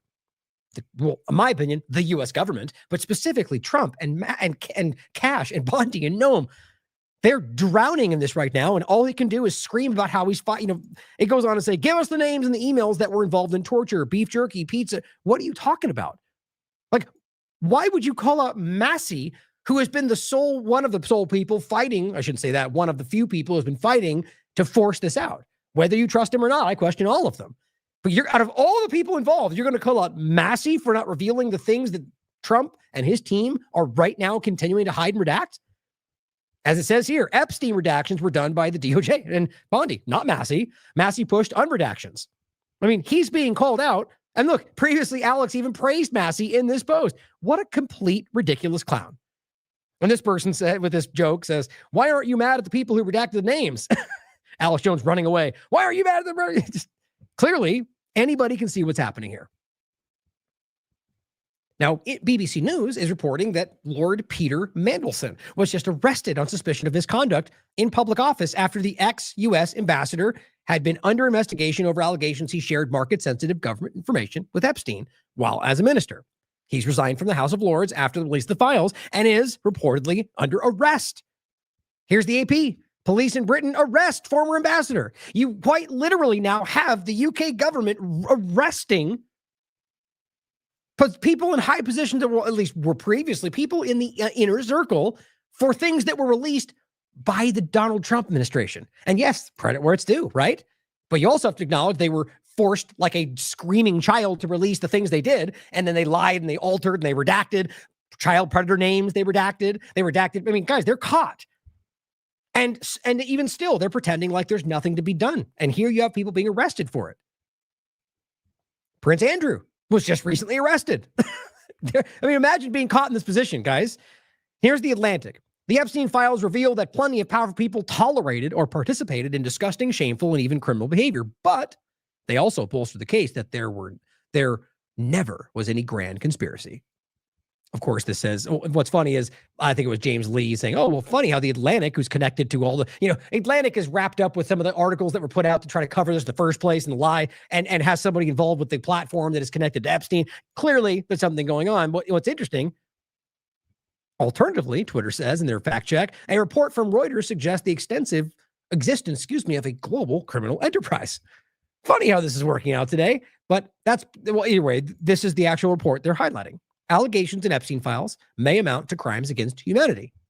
A UN report. This is actually getting so, this is, if this was a show, this would be damn entertaining. That's real. It's just terrifying. The point is that now you've got United Nations experts who are saying the allegations in the files that Donald Trump's administration put out may amount to crimes against humanity. Arresting people in the UK, and you got Cash getting drunk at a hockey game, and Donald Trump acting like we're moving on. This is embarrassing, but important. Millions of files related to the sex offender Jeffrey Epstein suggest an existence of a global criminal enterprise that carried out acts meeting the legal threshold of crimes against humanity. Interesting overlap or connection, rather, with the global enterprise. So you have the one group standing out right now, the group covering this alleged potential global enterprise up, and that's Trump's administration. The same guy I'm highlighting is basically reimagining the global enterprise. Think about that. And it says, according to the panel of experts at the United Nations Human Rights Council, the experts said crimes outlined in documents released by the United States government against a backdrop of supremacist beliefs, racism, corruption, extreme misogyny. The crimes, they said, showed a commodification and dehumanization of women and girls. Quote, so what's funny to me is the way they frame that. I can already feel certain Republicans pushing back because it feels like it's a left woke kind of thing, even though they're the ones who are fighting largely to help these women who are in fact dehumanized as women and girls because of what they did. I just think it's so interesting to watch, like from a observational point, how the partisanship works people's minds and forces people who would otherwise be somewhat principled to completely ignore their principles. I think it's interesting. Now, continuing, so grave is the scale, nature, systematic character, and transnational reach of these atrocities against women and girls that a number of them may reasonably meet the legal threshold of crimes against humanity. Now, think about trying to pretend that what Israel's doing is not a genocide, right? Or crimes against humanity. Well, what we're talking about here is this, what happened, which is horrifying, but in a scattered way to these women. And you're over here literally raping and bombing and torturing, and that doesn't mean it. That doesn't meet the definition. And they're telling you this. It's just clear. And guess what? All they're saying, same people, same groups, same connections, same governments. The experts said the allegations contained in the files require an independent, thorough, and impartial investigation. The same exact thing that Trump is telling you is not necessary. And said inquiry should also be launched into how it was possible for such crimes to be committed for so long. Yes. Now, also, let's consider that the UN as an entity or the people within that might very well be caught up in this too. In fact, I argue that's likely. So, all right, just like the Democrats going, oh my God, look at how corrupt Trump is with the Epstein files while being in those files, right? Because that's part of what everyone's doing right now. It's a hot potato. Unfortunately for Trump, he's the one stuck holding it right now, but everyone else is, I think that's probably why he's so frustrated with all this. And maybe because he's not even necessarily the worst part of it or even necessarily a crime committed in there. I disagree based on the evidence, but who could say for sure? Because right now the evidence clearly points, not proof, but evidence that he was in some way connected, like that affidavit in court that says he raped a girl. It's like you can't, that was under the threat of perjury, but who knows what was actually proven or not. That's what FBI would be doing if they actually cared to follow up. But so this is interesting, calling for the investigation that let's be clear, not just they don't want to or not going to, but rather are not right now. Bondi and Trump have told you they're not going to do this. Doesn't mean they won't just get forced to do it tomorrow, but right now they're acting like it's it. We're done. No more files. It's it. Well, the rest of the world calls their bluff. The U.S. Justice Department did not immediately respond for comment. A law approved by Congress with broad bipartisan support in November requires all the files to be released. Massey's going to make a point about this, guys. I find it almost impossible to believe that 3 million pages, if that's all there actually is, are all redactions. I mean, let's put it this way, legally allowed redactions, because there is a very clear outline from the Transparency Act on what they're allowed to redact. They've already been caught breaking the law. They withheld their own conversations. They withheld a lot of stuff. The UN expert raised concerns about serious compliance failures and botched redactions. So this is global attention on what they've done. It continues, that exposed sensitive victim information. I mean, guys, they literally put out nude pictures of underage girls. I don't know how you come back from that. More than 1,200 victims were identified in the documents that have been released so far. 1,200, but we're going to believe that there was nothing to act on. The reluctance to fully disclose information or broaden investigations has left many survivors feeling re-traumatized and subjected to what they describe as institutional gaslighting. I mean, think about from their perspective. They were all behind this thinking everything was going to happen. It's all coming out. And now they just don't exist. They're not Trump, the media, they're just pushed off to the side. Trump and the rest of them are ignoring him now. Bondi won't even talk to him after using their plight for your own game. There's nothing more disgusting to that. It's like it's what we talk about everywhere else. Acting like you're the hero while in fact being the villain is the worst of the worst. The Justice Department release of documents has revealed Epstein's ties to many prominent people in politics, finance, academia, business. Clearly not a global thing, both before and after he pleaded guilty in 2008. Exactly. He was found, they claim he killed himself. Not that I don't believe that happened. Now, who knows, you can decide what you think actually ultimately was the end result, but clearly this was not some natural thing that happened because he was upset. There was so much involved. Overall, connected with the Epstein point and the government connection, which at this point, guys, I mean, before where we're at now, it was already provable that he worked for intelligence, or at least, that's a fair way to frame it. Worked for intelligence. Not that he was an agent necessarily, which is possible, but worked. That's been clear for a long time. But now with the new stuff, it's even more obvious. On top of that, DD Geopolitics, highlighting Al Jazeera's post, files reveal Epstein was offered a chance to buy U.S. Pentagon FBI buildings. I mean, guys, this is why this is causing so much chaos. This is not a joke. Even I'm almost baffled by how clearly this is the real conversation. It's the Pentagon offered Jeffrey Epstein a $116 million mission-critical location to operate next to them in the only property in Arlington other than the Pentagon, with the ability to meet the needs of the DoD. That's who they offered to sell it to Epstein, and did it through Prince Andrew's aid. That's why he's all caught up in this, obviously, like being arrested. He is a central player. In 2015, he was offered the FBI field offices in Richmond and Baltimore, making him the landlord to the FBI. Guys, this is so obvious. And you can, there's so much of this we'll go through. Here's an actual verifiable thing from the documents of them landing. Here's the actual, RT shared this. Lolita Express lands at military bases. Well, that certainly makes sense when you realize that they were offering to give him a building basically beside the Pentagon, or that he's basically leasing FBI offices to them. Well, here's the direct document from their files. Here's what it says. Joe Swain of the Telegraph dug up an old flight record, which, by the way, think Elon Musk, flight records, the effort to make that doxing and cover things up. There's more going on than you believe.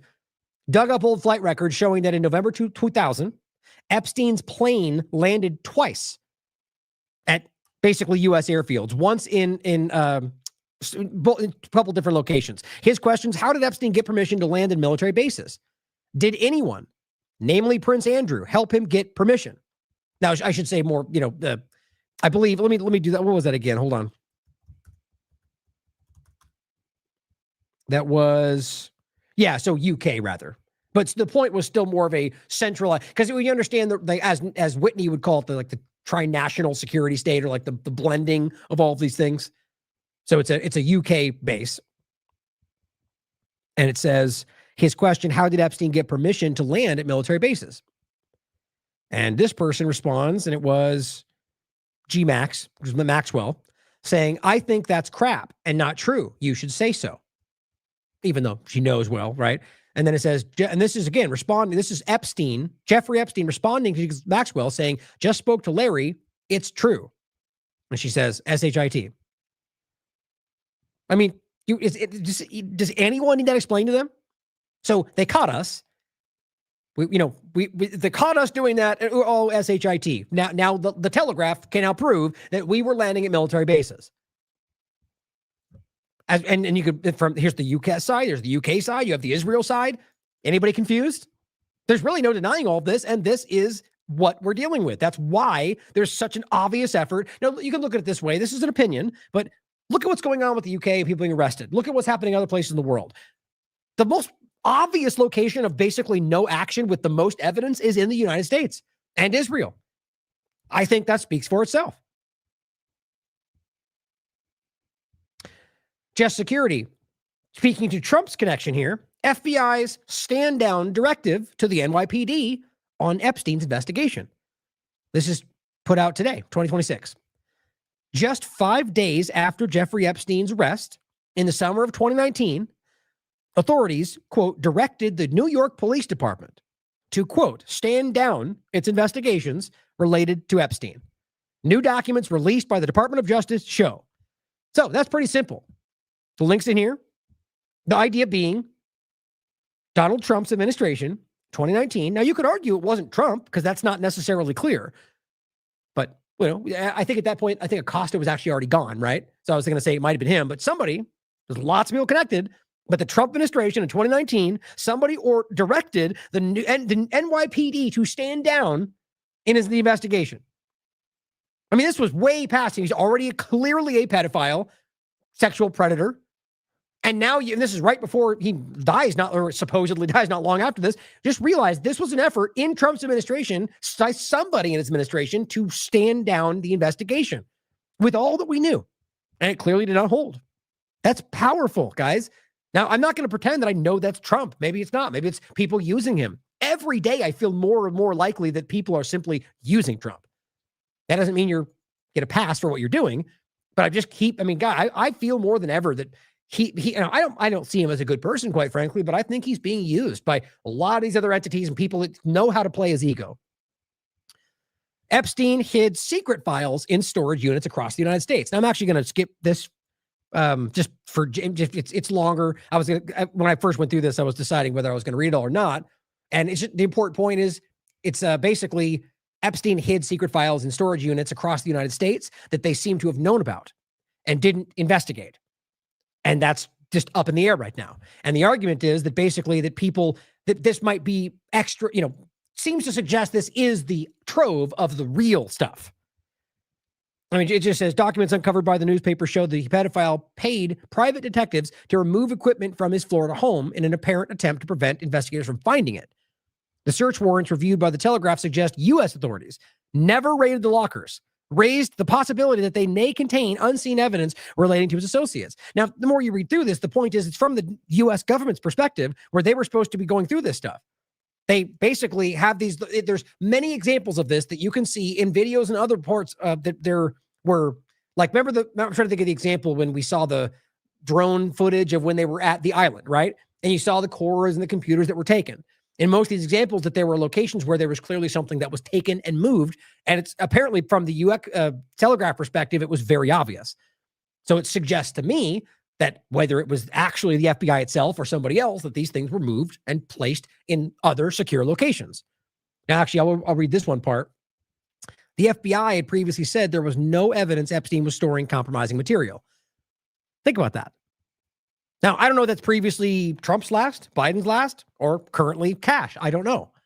But what it is the U.S. government's FBI is claiming there was no evidence that he was storing compromising material. You realize that they themselves just put out an image of an underage naked girl. So come on, that's insane. This, in my opinion, is even more example that the FBI was involved with what I just said.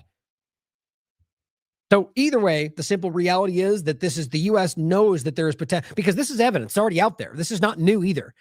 They're just coming across more examples and evidence showing that there is potentially an entire trove of other information that you can prove, according to them, they haven't even looked through. And that doesn't prove that it's not something damning in there, but it seems to suggest that they haven't even actually done their due diligence to find out if there is. Maybe a nothing burger. Who knows? To me, I think it suggests that this is them scattering the playing field. There's clearly something going on here, hiding information because they know we're looking. And here are even more examples, guys, of them, blatantly trying to deceive you. Representative Comer says that he's not interested in investigating Epstein co-conspirator Wexner. Why? Because DOJ has already investigated him. See, this is the game they keep playing. They want you to pretend that everything you're looking at has already been fleshed out by the FBI. You can prove that's not true with most of it. You can prove, for example, that they never followed up with the Zorro Ranch point. She's right now screaming, the person in New Mexico. She's saying, why has nobody investigated this? I sent this in 2019 when all those files of children being manipulated, and I sent them. It was sent to that radio host. It somehow got in her hands, and she sent this to the FBI.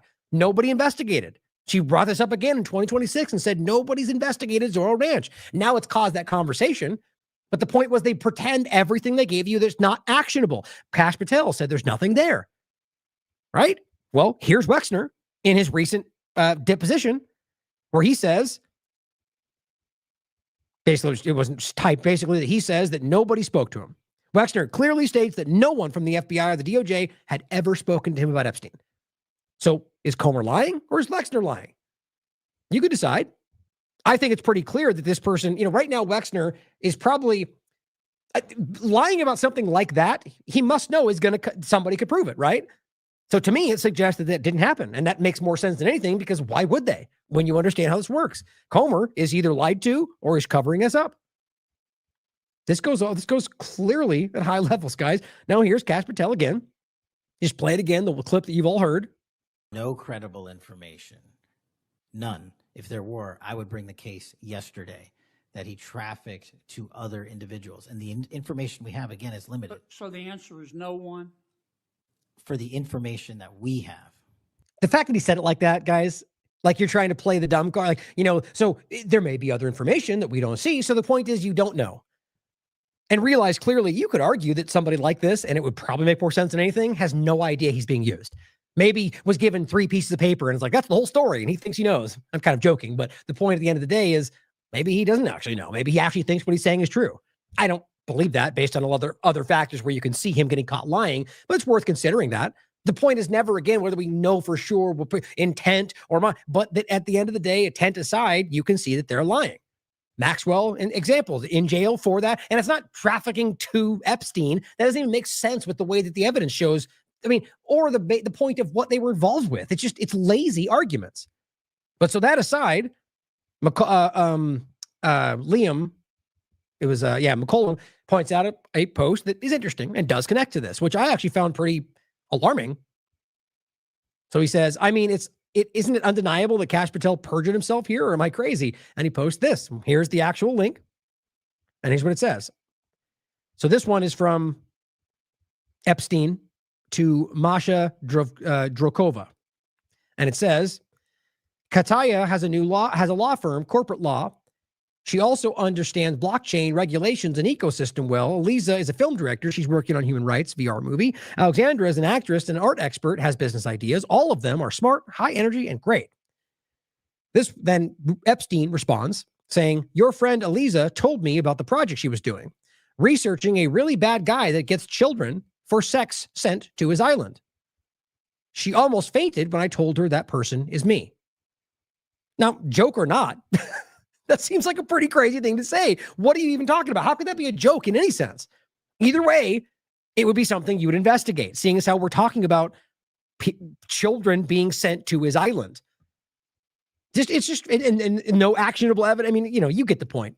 There's so much of this every day. That's why I'm not making a focus on just going through the files every day. There's so much that I can show you, most of which you already generally know. But just to make the point about what he is doing versus what he should be doing, I'm sure you all saw this clip of Kash Patel very childishly screaming with the USA team. Now, look, like a lot of people have said, honestly, I wouldn't even care if he was out there doing a great job. If he was out there actually doing his job, instead of criticizing the past administration for using the jet like he literally keeps doing. You see what I mean? Like that, where he said, you remember, I'm just saying FBI Director Chris Wray doesn't need a government-funded G5 to go on vacations. Maybe just get around $15,000 every time. And here he is. And he's getting ripped apart for this by his own team, by everybody. Because why? It's a guy that just is glomming on to every thing around him, clearly above his pay grade. You know what I mean? That's what I see in this, that he's just going, yeah, I get to be a part of this. And maybe because he sees it going away pretty soon. I don't know. But it's just embarrassing, guys. With everything that's going on, it's embarrassing. It's not because we're piling on. That's embarrassing for a lot of different reasons with what you're supposed to be doing right now, while you just criticize them for doing all of the things you're doing. Here's Elon Musk making a point that I don't think he realizes calls himself out, or he really exposes the real picture. But see, this, in my opinion, is him playing on the partisan desires of the team he's pointing it to. But this person posts a meme that simply says, why isn't anyone protesting the Epstein file? But they are, first of all, just like every other point. You didn't care about Iraq. Well, yeah, we did. And there was protests, but you guys can just recreate history all you like. There are tons of people protesting Epstein files right now. You could look it up. But the point is, let's pretend they're not so we can make this point for Twitter. Why isn't anybody protesting Epstein files? And it says, because no one is paying them to protest that. Okay. Well, that's not a bombshell. Everybody in the world seems to know that there are people paying those to protest, both for, you, for example, Elon Musk or a Soros. You're both the same thing. You both do the same things. Okay. So it exists, right? We all know that. There's also people that get donations or paid and aren't necessarily part of some agenda. They get money from you or other people that don't necessarily carry out what you want, blah, blah, blah. Protesting exists. That's not illegal, blah, blah, blah. I criticize it too, and I think it's a problem. What he's highlighting, though, right now, you can see there are Democrats everywhere who are going, I think largely because it's Trump, but still going Epstein files. Look at Trump's guilty. Okay. Then you've got Republicans, far more of them, going Epstein files.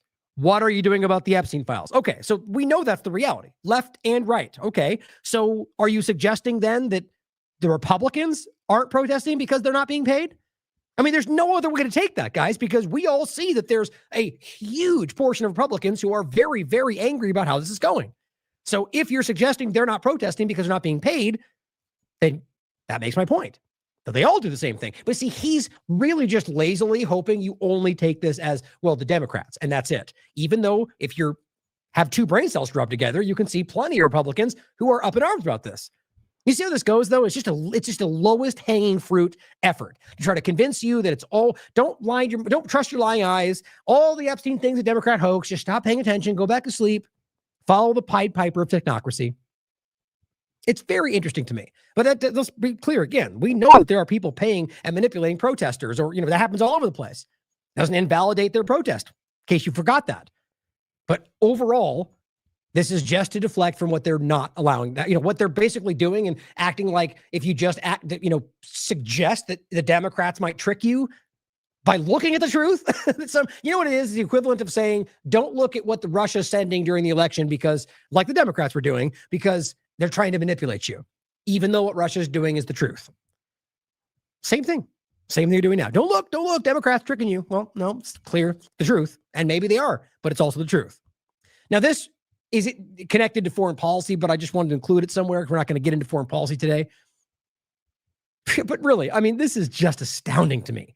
Like everything else, like I keep saying, it's mind-blowing that we're even in a place where Trump is going, I put that guy there, Giuliani, and you can right now prove that he was a terrorist. A terrorist that the U.S. government was trying to find, they claimed they were trying to find. And now he's going, I put him there. He's doing a great job. This is a clown world.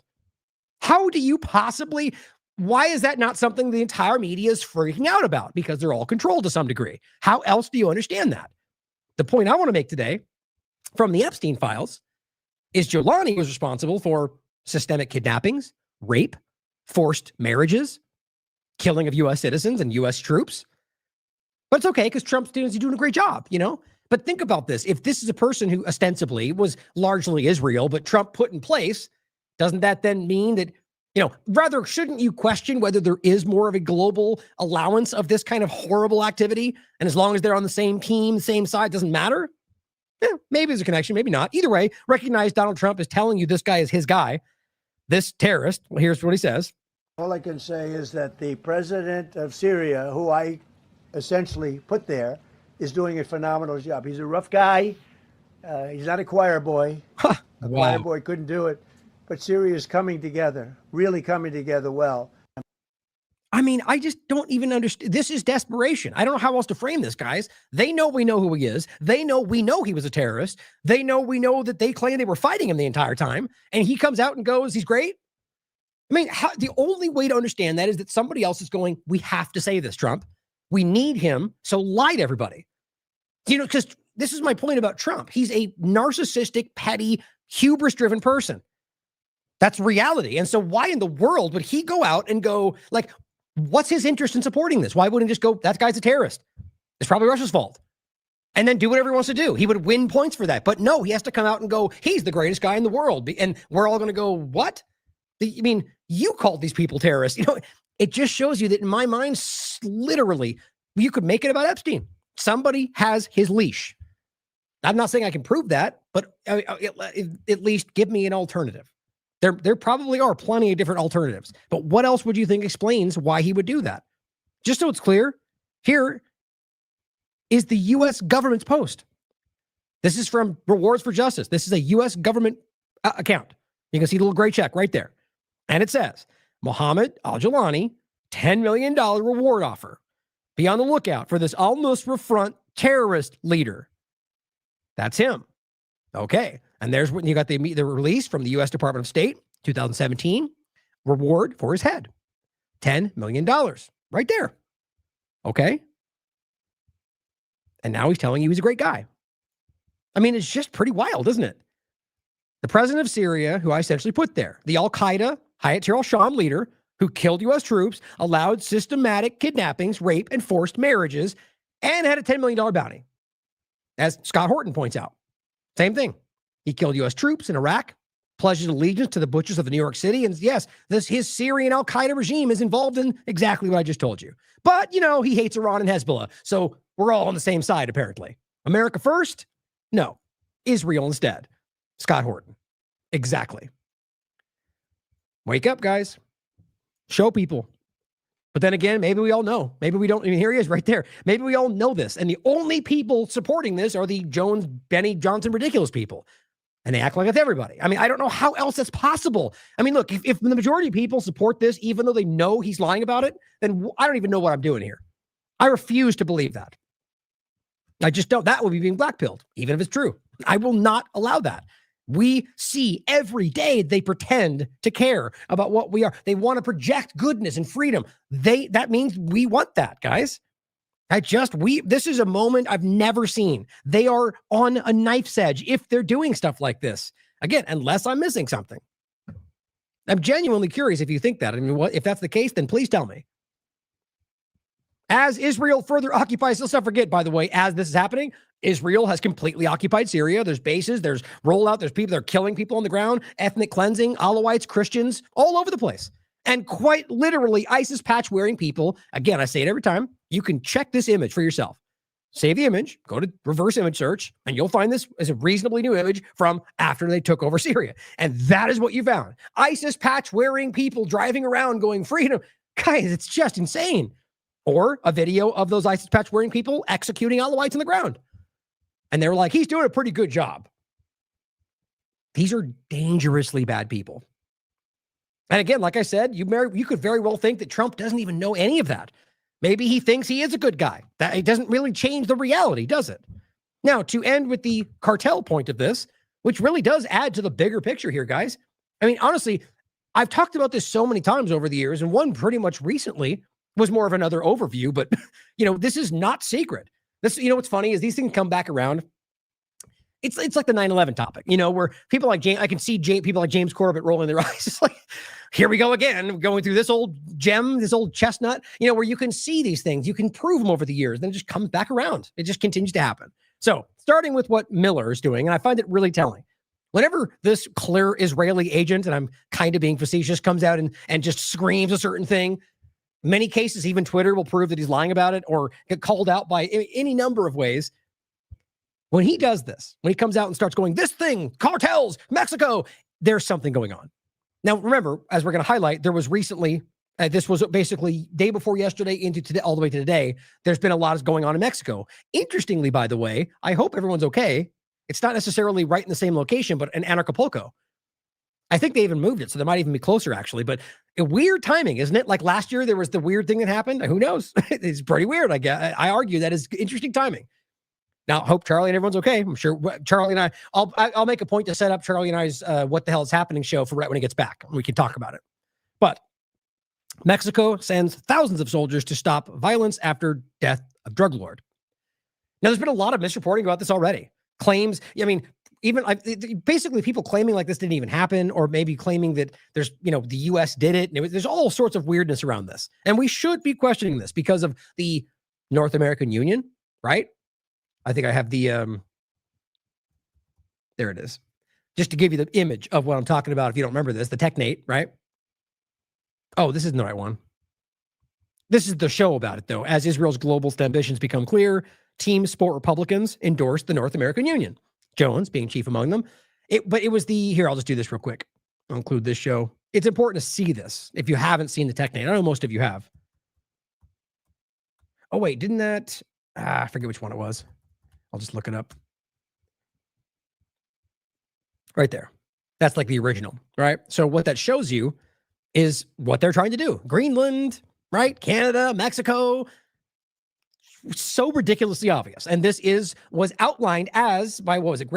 Elon's grandfather, the original Technocracy Inc., was outlined as the seat of power, like the seat of technocracy that would eventually come to pass. Here we are. I mean, I can't even believe it's that clear if that's actually what's happening. But the point is that Mexico is important to this conversation. It has even been floated, right? So I'm wondering genuinely whether or not this is about trying to achieve that. Justify invading Mexico. Who knows, right? But so first, as that's happening, this is today, Miller's saying the cartels control all human smuggling and trafficking into the United States. This is simply not true, by the way. Every illegal immigrant who crosses the border first pays the cartels to smuggle them. First of all, I just included Sal. He said, no, they don't. If you actually believe this, you don't belong in that position. It's not true. I mean, there's so many other elements involved, but realize that that means that they're allowing, this is one of my main points here, guys, that means that to some level, the U.S. government is allowing that to be the case.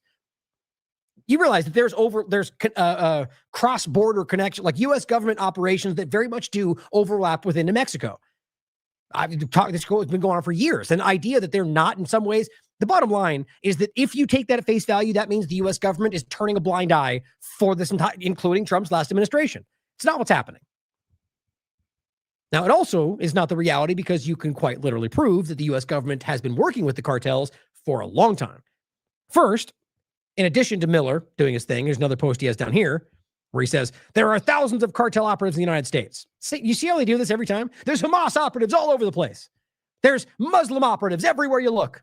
What was the other one? What they just do? Anytime there's a narrative they want you to think, they go, no, that's the thing. It's all over the place. Iran has secret nuclear missile. Oh, okay. And they're sniffing for nuclear bombs. Oh, no, move on. Now it's fog. Now it's a new thing we're going to hype for a day and then move on and keep you distracted from what they're not doing for you. Anyway, there are thousands of cartel operatives in the United States. And I agree with that, by the way. My point is just to go to the hyperbolic sort of focal point when they need it. Now, I don't agree that there's thousands of Hamas operatives, right? The point is simply that they go to that when they want you focusing, not even that they care about it. Same thing here. I actually do think that there are cartel operatives all over the place because of how much they work alongside with or for the United States government. But my point is they don't care. He's simply shoving you in that direction because that's where the agenda goes right now. Not that they're going to stop it. Sort of like food dyes. It says DHS is the department tasked with finding, arresting, and removing them. Democrats have defunded DHS.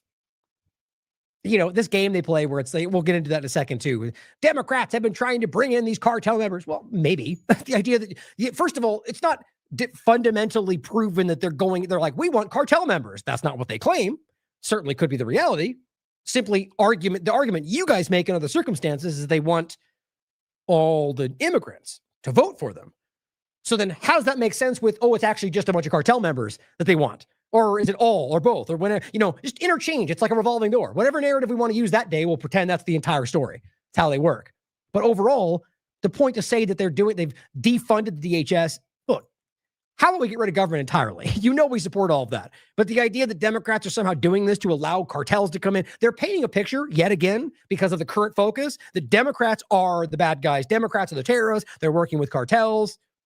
But you can go back to their previous administrations and show just as many feigned actions against stopping and so on. This will make much more sense as we go through the 17 different articles that show you how much they know they're working with them, including Israel. But this is what this guy puts out. Listen up. Stephen Miller just dropped the hammer. Thousands of cartel operatives. Okay, again, first of all, he stated things online. Why these children will take at face value whatever this proven liar has to say.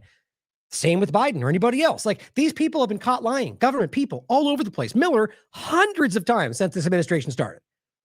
And then he goes online and goes, this is something. And they all just go, oh my God, look at that. Nick, Eric Hardy, they do the same thing every time.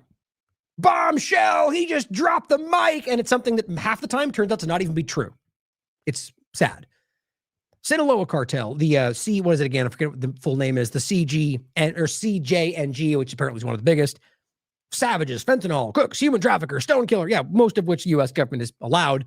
Not some border states, every one. Why? Because Miller stated that in a 3-sentence post. DEA's own threat assessment confirms it. These animals have networked in your neighborhood. Okay, and they've allowed it to happen for 30 years? Oh, but Trump's taking it down, Ryan. This one. Oh, is he? I'd love to see how you mean that. What do you mean? Oh, so get ready for them to be going house to house through the country to get rid of the cartel. We've moved on from the ones they claim they were fighting. Oh, Tren de Aragua, that was old news. We're focusing on these guys. MS-13, where were you? That's last year. We're focusing on this cartel we claim is in your house. Now we can kick your door in because we told you we have administrative warrants. Anybody see where this goes? Does anybody need to prove any of this stuff anymore? DHS exists for one lethal purpose right now: to find them, arrest them, remove them. So great. So you're claiming the Department of Homeland Security's only purpose is to basically investigate everybody everywhere to make sure that there's not secret cartels around the corner. Find them, arrest them, remove them like the vermin they are. The way he talks, it's just this guy is embodying everything that they claim he is. And what the Democrats do, these treasonous, power-drunk psychopaths, as they're literally not the ones in power, defend DHS in the middle of a shutdown they deliberately caused. Every single one of them are terrorist, monster, bad guys. And then Trump comes out and goes, we're team unity. Now, in case you have missed this, every other part of it, or you're new to the show, they're all the same thing to me. Democrats, Republicans, you're all the same. You're doing the same things. You're lying about the same things. So do not take this for somehow one side versus the other if you just tuned in. February 14th, while the country was still reeling from their last border bloodbath, they blocked every clean funding bill. Right. See, and that's the game.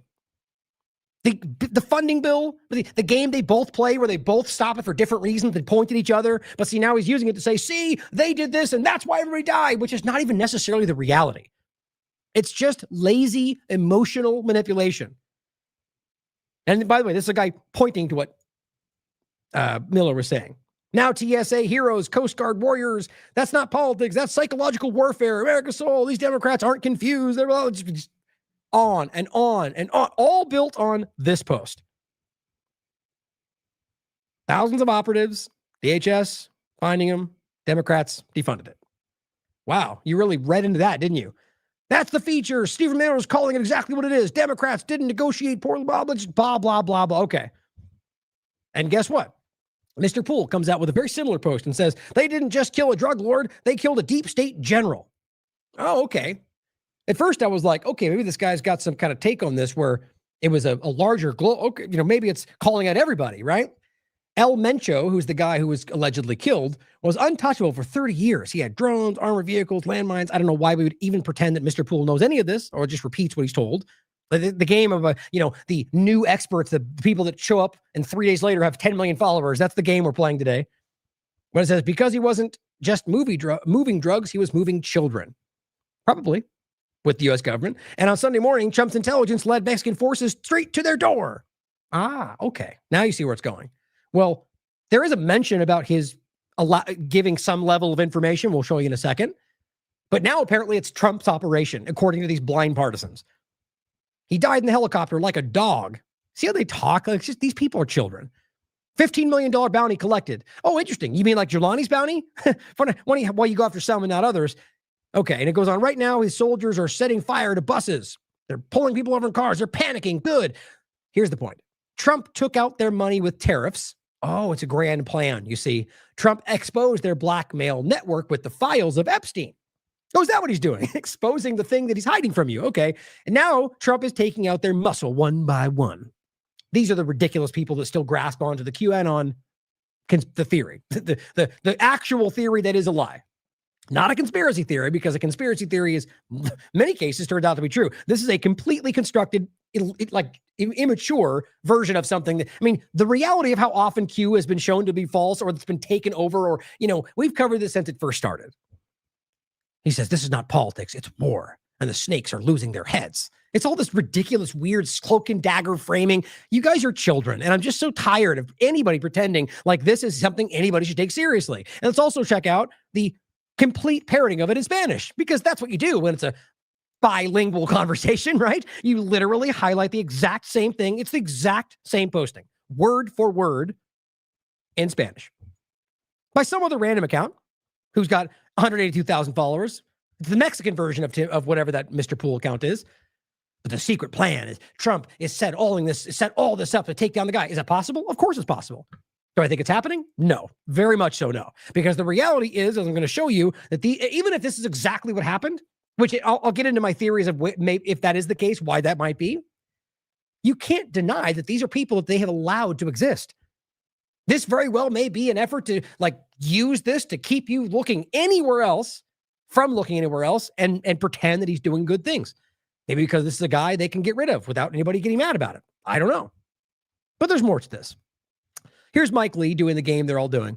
If you don't want to see widespread drug cartel violence, like these images of the landscape and smoke. Okay. A burning building. Okay. And he goes, if you don't want to see widespread cartel violence. Now, I'm not suggesting there's not that. It's just a funny way to frame this. And he goes, you should stop interfering with ICE. Okay. Now I get it, right? Because we got to stop calling out their wildly illegal and unconstitutional actions, because otherwise Mexican cartels will burn your house down. Okay. Perfectly makes sense to me. On top of that, Nick's ordered, same thing. And it honestly kind of bothers me that he's using Dan Dix's footage, because Dan Dix is an objective, nonpartisan person. And this is somebody who is Nick's order. That speaks for itself. Can you make one post without a red light? Just one? And it says, Democrats have been fighting ruthlessly for years to bring these cartel terrorists in our country. That's my point from before. You have evidence of that? These guys just go half-cocked on the general sentiment that they all pretend is factual without anything. Now, I'm not suggesting they're not. What I'm saying is to claim that they have been not just using immigration for votes, but that they have been ruthlessly for years trying to bring in cartel members. For what? For what? I'm not even disagreeing, maybe, but for what? What is your point here? If you're going to argue that only Democrats brought in cartel members and then the Republicans didn't have any clue, there's just a totally different government.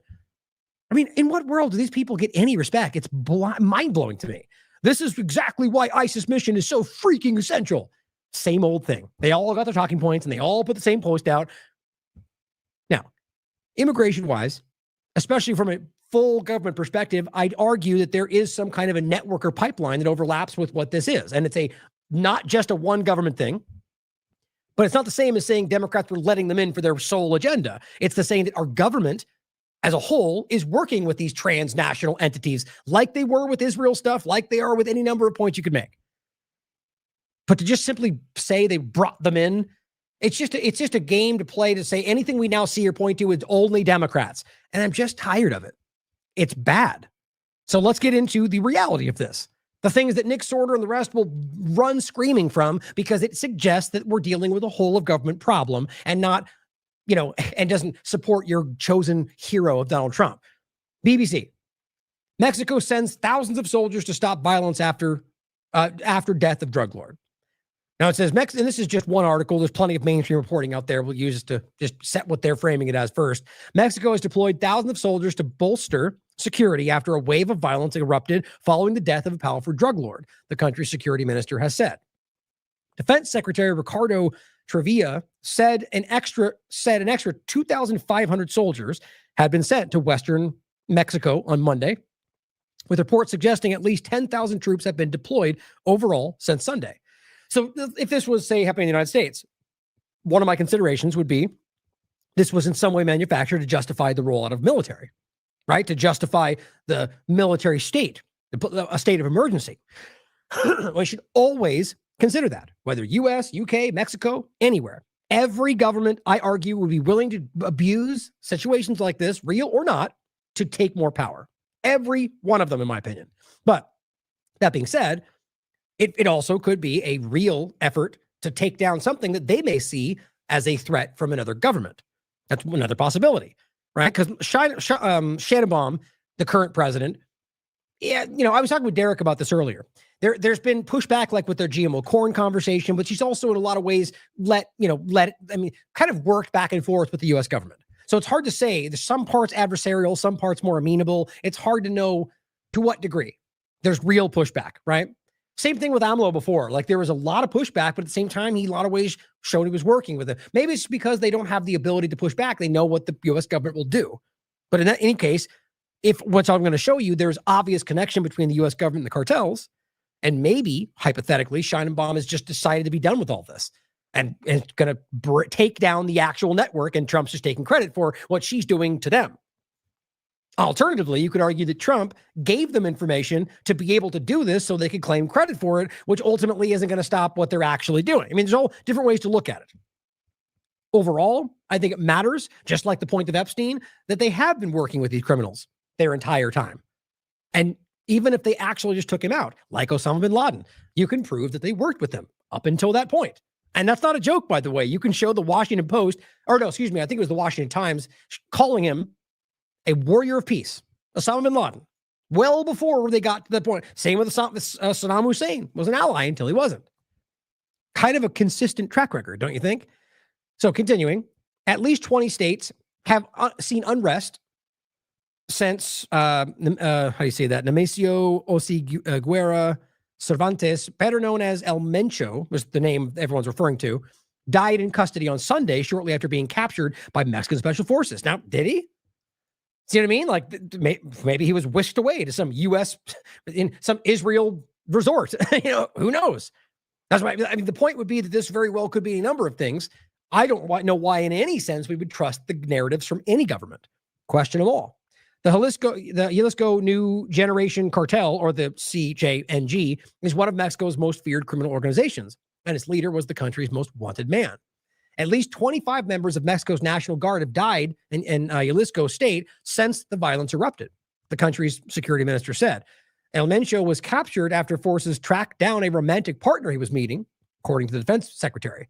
The drug lord was seriously injured in a firefight between his bodyguards and the military commandos deployed to capture him, and he died while the military was transporting him from the town of Tapalpa to the capital, Mexico City. Mexico's president, Claudia Sheinbaum, has praised the army's operation that led to his death and said her priority is to guarantee peace and security across the country. However, dozens of banks and local businesses have been damaged after they were set alight by the cartel members. So it's interesting, right? So it's hard to know how you could look at this a lot of different ways. The fact that they're burning, banks and everything like after it, like you could see that being a normal response. But part of me wonders whether if this is, let's say, a U.S. network or maybe a globalist network that they're a part of, and Scheinenbaum is breaking it down for her own purposes. Maybe that's them using their entities to cause chaos in a country that's not allowed. It's what they do in Iran, right? Iran doesn't want what they do, so they cause protests and chaos and burn buildings down. It's the same thing. That doesn't mean that's what this is, though. But consider that that's one of those possibilities. Now it says the U.S. State Department has offered $15 million for information leading to El Mencho. Well, yeah, we just showed you how they offered $10 million for the arrest of Jelani, and now he's doing a great job in Syria. So it doesn't really speak strongly enough to just because you have a bounty, therefore he's your adversary. Not how this works. The Mexican Ministry of Defense said that the raid aimed at capturing him had been carried out by the Mexican army with support from the country's National Guard and Air Force. Now it says the complementary information. Interesting way to frame that. Scheinenbaum said that the U.S. gave complementary information, but Mexico confirmed on Monday that no U.S. forces were involved in his killing. So to me, that feels weird. You'd feel like if they were working together on this or in any way, they would give them more. To me, that's more like we have to make that statement. Otherwise, they're going to be unhappy.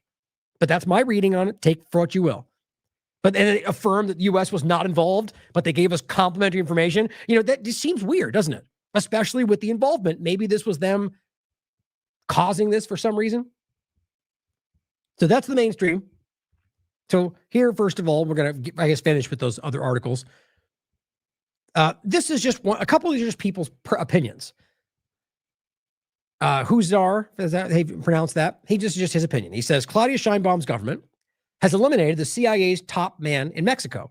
And there's a lot of arguments about him being involved with the CIA, but so too with a lot of these kind of kingpins and entities, right? That doesn't necessarily mean that the executive branch is knowingly working with them. The CIA and groups like this, guys, are countries in and of themselves today.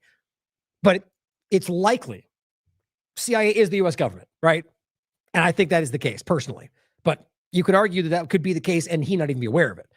It says the truth is that the cartel we're discussing, the CJNG, operates less as some rogue criminal enterprise and more as a paramilitary instrument of the deep state. And I'm going to show you some of these pictures going around, which you can see, you can look up. This is an armed military state. They are dressed exactly like the U.S. government. He says trained and armed by the U.S. and Israel, which, by the way, is actually easily proven. And I'm going to get to those, going back to the 1989. But aside from all of it, right now is the question. So maybe you argue they were doing that up there, up until Biden's administration and Trump stopped it, whatever. The point, nonetheless, is you can prove that they did, in fact, train and arm them. So the question is whether or not this is an extension of the deep state apparatus or something that is pushing back against, I guess the state of Mexico alone or just anybody, including the United States. So here is another individual opinion. Not familiar with this person. And he says, El Mencho went to the U.S. And this is actually this is true. I found this interesting. You can see just like a lot of these entities where they basically go to the U.S. In some cases, past examples, they like go to U.S. schools and then go back and like become a terrorist. It's just, it feels pretty weird. It's certainly possible, but it makes you really go, okay, was that just a trained operative, right? So El Mencho went to the United States, served time, and returned to Mexico. And when he did, became the boss. Now, that even would make sense. Would, serve time and sort of, that, but it could be the other way around too. But it says the most basic CIA script of planting an asset. And I do agree with that. El Mencho was evacuated to U.S. to seal loopholes in his involvement of the trafficking of children of Epstein. So we heard the other guy claiming he's involved in trafficking of children, right? Trump's going after it. But where else is he actually doing that? I hear a lot of narrative and talk and Kash Patel claiming things, but at the end of the day, you guys are covering up the most obvious example of that in the world right now. So maybe the example of them saying Trump's doing this and he's brought down the deep state, which is not actually happening, is them covering up the fact that he's actually hiding this. You can decide. But here's what I found actually really revealing, or rather, I'm surprised. This is the Ron Paul Institute. I greatly respect Ron Paul and everything they're doing. And they posted this. What's really behind Mexico's cartel wars? Today on the Liberty Report. Look at what he shares. C, JNG, I, ISIS, A, Azov, CIA. That's not he's very clearly insinuating that all of those are the CIA. I agree. In fact, I quite literally can prove that if you understand the way these connect. But I think it has weight for people that Ron Paul is the one suggesting that. Ryan's a crazy conspiracy theorist, but here's Ron Paul. Shouldn't be, I'm not, but the point is nonetheless that that's somehow people view it, or how some people view it. I think that's important. I mean, on that same note, for example, that we've been talking about the Azov movement and the literal connection to the CIA going back to 1948. That you could have CIA documents that literally prove they were training the fascist elements in Ukraine to be used against the Soviet. It goes back as far as you want to look, guys. They've been arming, training, and working with terrorists their entire lives. Or I guess rather, entire existence. So here's Alex Zek, and with one of these clips, and this is them. This is the Jalisco New Generation Cartel. Look at him. That's high tech, guys. And the argument, you could still argue Mexico is involved. That is what a lot of people assume. But there's a much more nuanced position here. And frankly, it makes far more sense to me that this be something being collaborated with by something like by a U.S. government entity or Israeli entity, which you can prove going back in history. But today's the question. Versus a Mexico element that, at the very least, they would be working, like Mexico has always been manipulated by the outside forces. Today, it's changed a little bit. The question is, who is allowing them to be armed this way? And Alex Zek says, looks a lot like they're government funded or supplied to me. Now the question is, who are they being funded by? Spiro says, could the chaos in Mexico be a deliberate setup to justify direct U.S. intervention? That's my first thought. Not that I'm assuming that, and I'm not even sure if I think it's the most likely. But it certainly makes sense with the past actions of the U.S. government. And what they've already suggested. Trump has recently suggested Mexico being some kind of military action. Here we are. It is the tech date. So it would make sense. And he says, don't forget, U.S. Special Forces are officially in Mexico right now, training elite units. Intel agencies run the gun and drug trade. Boots on the ground equal training today, intervention tomorrow. Now, this is not a joke, by the way. I'm going to show you this in the next, it goes back as far as, Israel's been caught training them. going back a long way, like literally caught by, I think it was, I'll get to it in 2 seconds, training them, cartel members. And that doesn't matter, apparently. The U.S. government's been caught running drugs for them, working with the DEA. Doesn't matter. I agree with him. I think right now this is most likely some kind of problem, reaction, solution creation because of the whole global system being exposed. What it feels like to me, at least part of it. Like we're finally seeing probably a fraction of the real picture, not even the whole picture, not even close, but we're actually starting to see the outline of the real picture. And I think, like Neil Oliver said, I think they're actually scared about that, or rather just concerned. Derek writes, part of my motivation for living in Mexico is that it's a developing nation with a certain level of corruption. I am grateful the average cop takes bribes and will look the other way in certain situations. It would never happen in the United States. At the same time, obviously, cartels and organized crime benefit from this corruption as well. I want the cartel violence to end in general because they are violent, murderous thugs who commit crimes with impunity, much like the governments they compete with, if that's the case.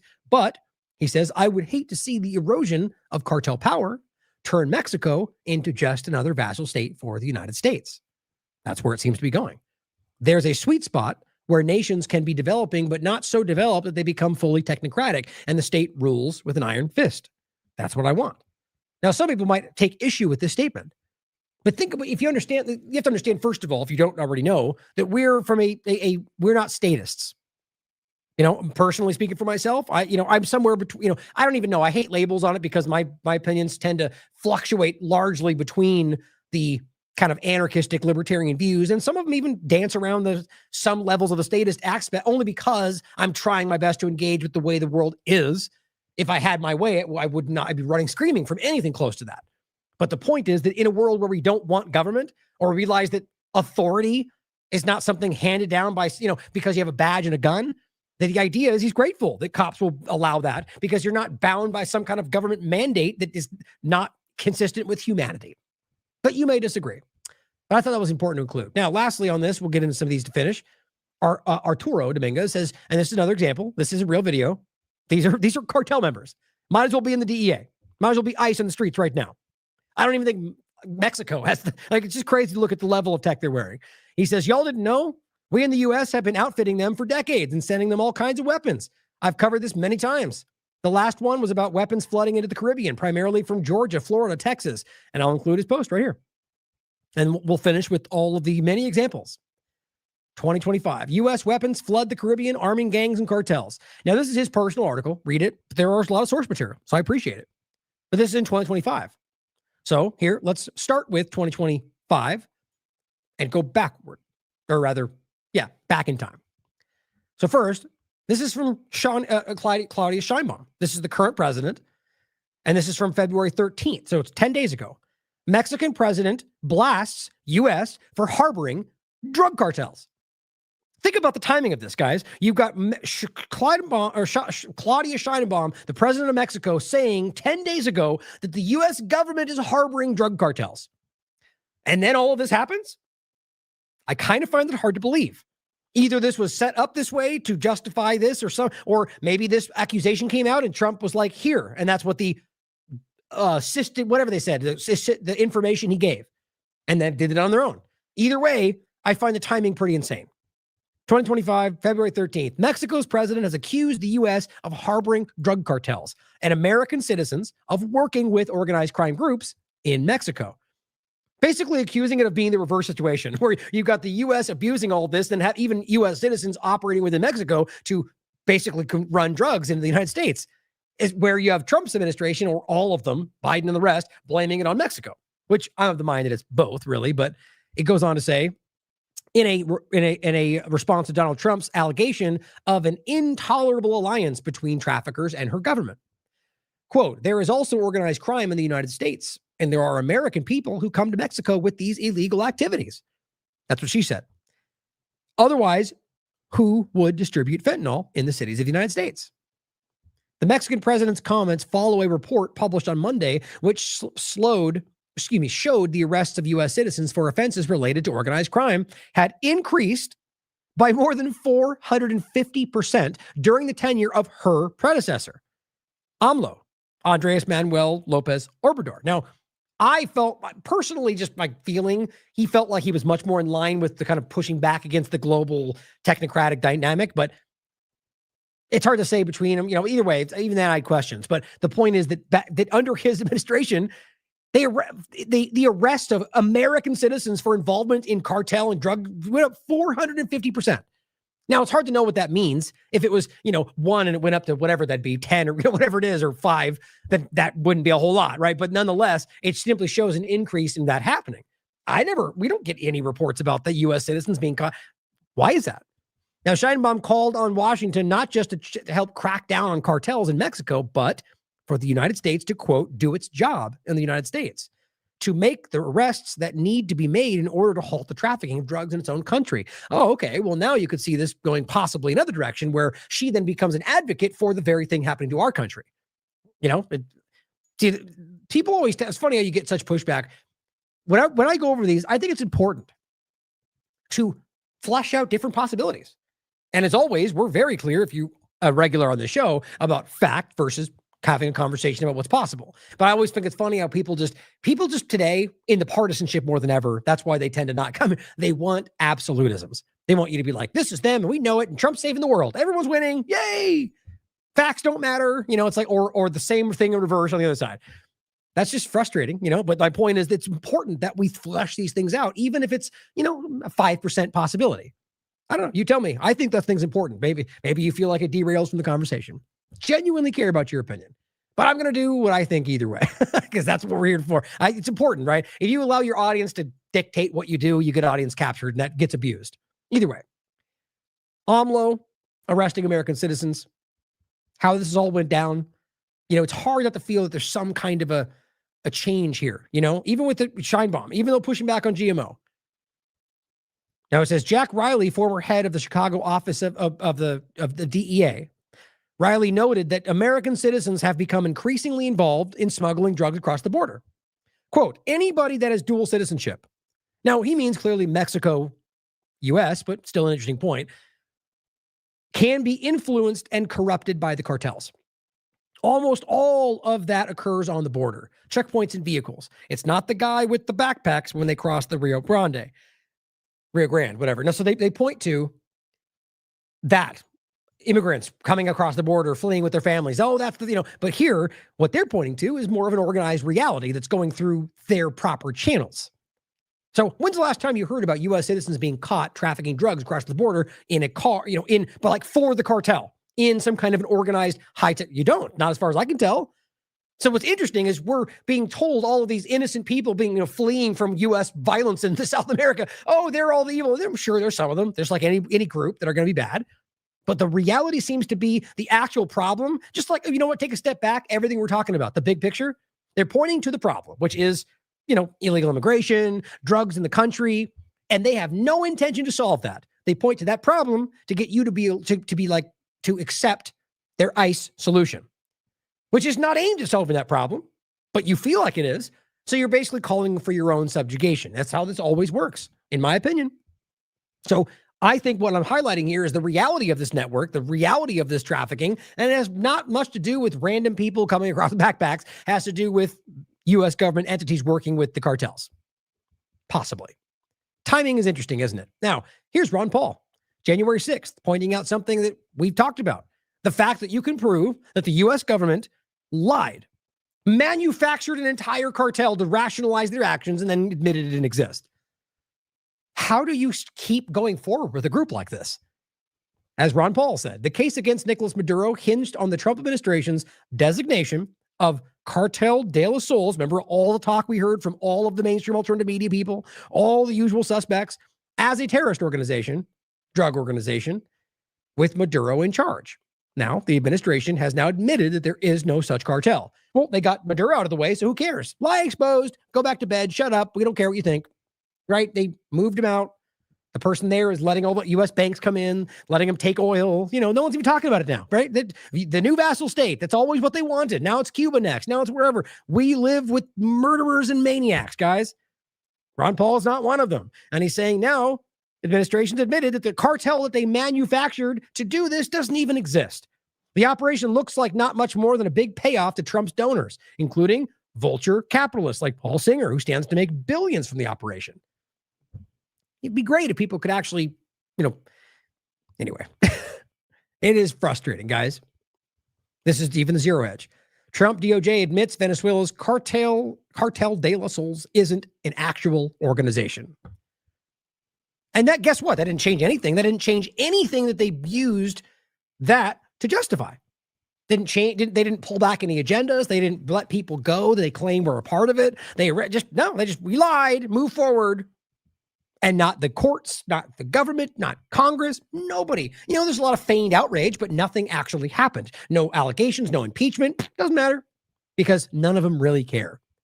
So if you need any more evidence of that, starting from 2025 again, this is from the DEA. Forbes reported in 2025, the wiretap. The DEA laundered $19 million of cartel drug money into cash and crypto. I read through this in depth the last time or the time before last we covered it. That's 2025. That doesn't matter, apparently. Don't forget that in 2025, in May, Donald Trump brought in 17 family members of notorious cartel leaders. Funny the timing of that, isn't it? 17 family members of notorious cartel leaders enter the United States in a deal with Trump's administration. But the worst of the worst are going out, guys. Don't forget about that. Okay. Even though they're killing family members of anybody, even 3 generations connected to anybody in Palestine. But no, these guys are good people, though, right? Cartel family members entered the U.S. after a deal with Trump. That's Fox News. Okay, let's go to 2025, May 29th. Mexican president demands U.S. explain deals with terrorist cartel figures amid extradition push for El Mini Lick. This is May, right? So she's over here going, I'm accusing you of working with cartels. Then months later, she accuses the U.S. under Trump's administration for making deals with these terrorists. We can't pretend like this is not happening. She could be lying. That's certainly possible. I don't think she is based on what we can see, but think of that and now with what we're dealing with. 2025, February. Remember, we're going back. U.S. border guard allegedly in violent Mexican drug cartel. Weird. The very people meant to be stopping it turns out to be working with them. Well, yes. See, that's the crack in the door. That's the real picture. That's what we were just highlighting, not the random woman with her children coming across the river. No, the people that are supposed to be guarding it, letting the cars come through because they're supposed to, or however you see that working. But this is a one example point. U.S. border guard allegedly in violent Mexican drug cartel. The 2023. We've read this recently, actually, from Jacobin. The U.S. government is complicit in the drug cartel's crimes. Now, this one's really well done. I read through this pretty in depth. It's undeniable, guys. Some levels of our government are being caught all over the place working with these criminals. Here's Haaretz from the Israel side. How Israeli firearms fall into the hands of Mexican drug cartels. This one's from 2006, 2018, and it was almost 300,000. 2018, how Israel armed the drug cartels, part 1. This is 2016. Feds helped hide investigation into big banks' money laundering for drug cartels. That was back from Kerry Wedler, 2016. Here's the actual article from The Guardian. It says, had the U.S. authorities decided to press criminal charges, HSBC would almost certainly have lost its banking license in the U.S. The future of the institution would have been under threat, and the entire banking system would have been destabilized. So we just ignored the fact that they work with cartels. That's crazy, right? Brower was pressed on why U.S. authorities had agreed to a deferred prosecution deal for the bank. He dismissed accusations that prosecutors had not been hard enough and said that the Justice Department had looked at collateral consequences to prosecuting HSBC or taking away its U.S. banking license. Such a move could have cost thousands of jobs. We can't stop glyphosate. It'll hurt the business. Okay, we can't actually stop, actually hold them accountable for working with the cartels because we do too, because it would cost them jobs. Anybody starting to get a pattern here? The reality is they choose to ignore it because whatever they rationalize it with, but what they don't ever do is go after the cartels, it seems. Here is 2012. Fast and Furious scandal. New details emerge on how the U.S. government armed Mexican drug cartels. That's ABC News. You can read through it. It's pretty damn obvious. Here's one from 1989. Tape shows Israelis training cartels killers. Well, look, you can go all the way back to just recently to find out that there are elite U.S. entities training them now. Experienced Israeli instructors trained private paramilitary units whose members included a leader of the Medellin drug cartel's death squads, blamed in the killings of this month for 4 judges and 9 court workers, according to videotape prepared by Israelis themselves. So this gets broken down by the Los Angeles Times in 1989, that not only is the Israel training the Medellin cartel, that's Pablo Escobar, all the horror stories we're told from our government, Israel's literally training their worst people, makes a video of it themselves. Think about what we're talking about here. And in this month, they'd killed 4 judges and 9 court workers. You know what happened? Nothing. Just like always. A secret report prepared for a government security agent also disclosed that the trainees in the film had been recruited at the behest of Pablo Escobar and Gonzalez Rodriguez Gacha, 2 leaders of the Medellin cartel. Maza said in an interview with 2 American reporters that the film, prepared by the Israelis, captured in a raid on the house of an alleged recruiter for the death squads, quote, is undeniable evidence that the Israelis have trained the drug cartel's forces. And according to Maza, Vladimir, who's a person who was involved, has told interrogators that his instructors were Israelis. And it says he said that at least 11 British instructors, on top of the Israelis, 11 British instructors also had trained paramilitary units for the Kali drug cartel. But he made it clear that the Israeli trainers were his targets. Quote, with this videotape, everything is proved, and in this country, everything has to be proved. It says, but Massa said some British mercenaries remain in Colombia, and that there are several schools operated by the cartels to train their private armies.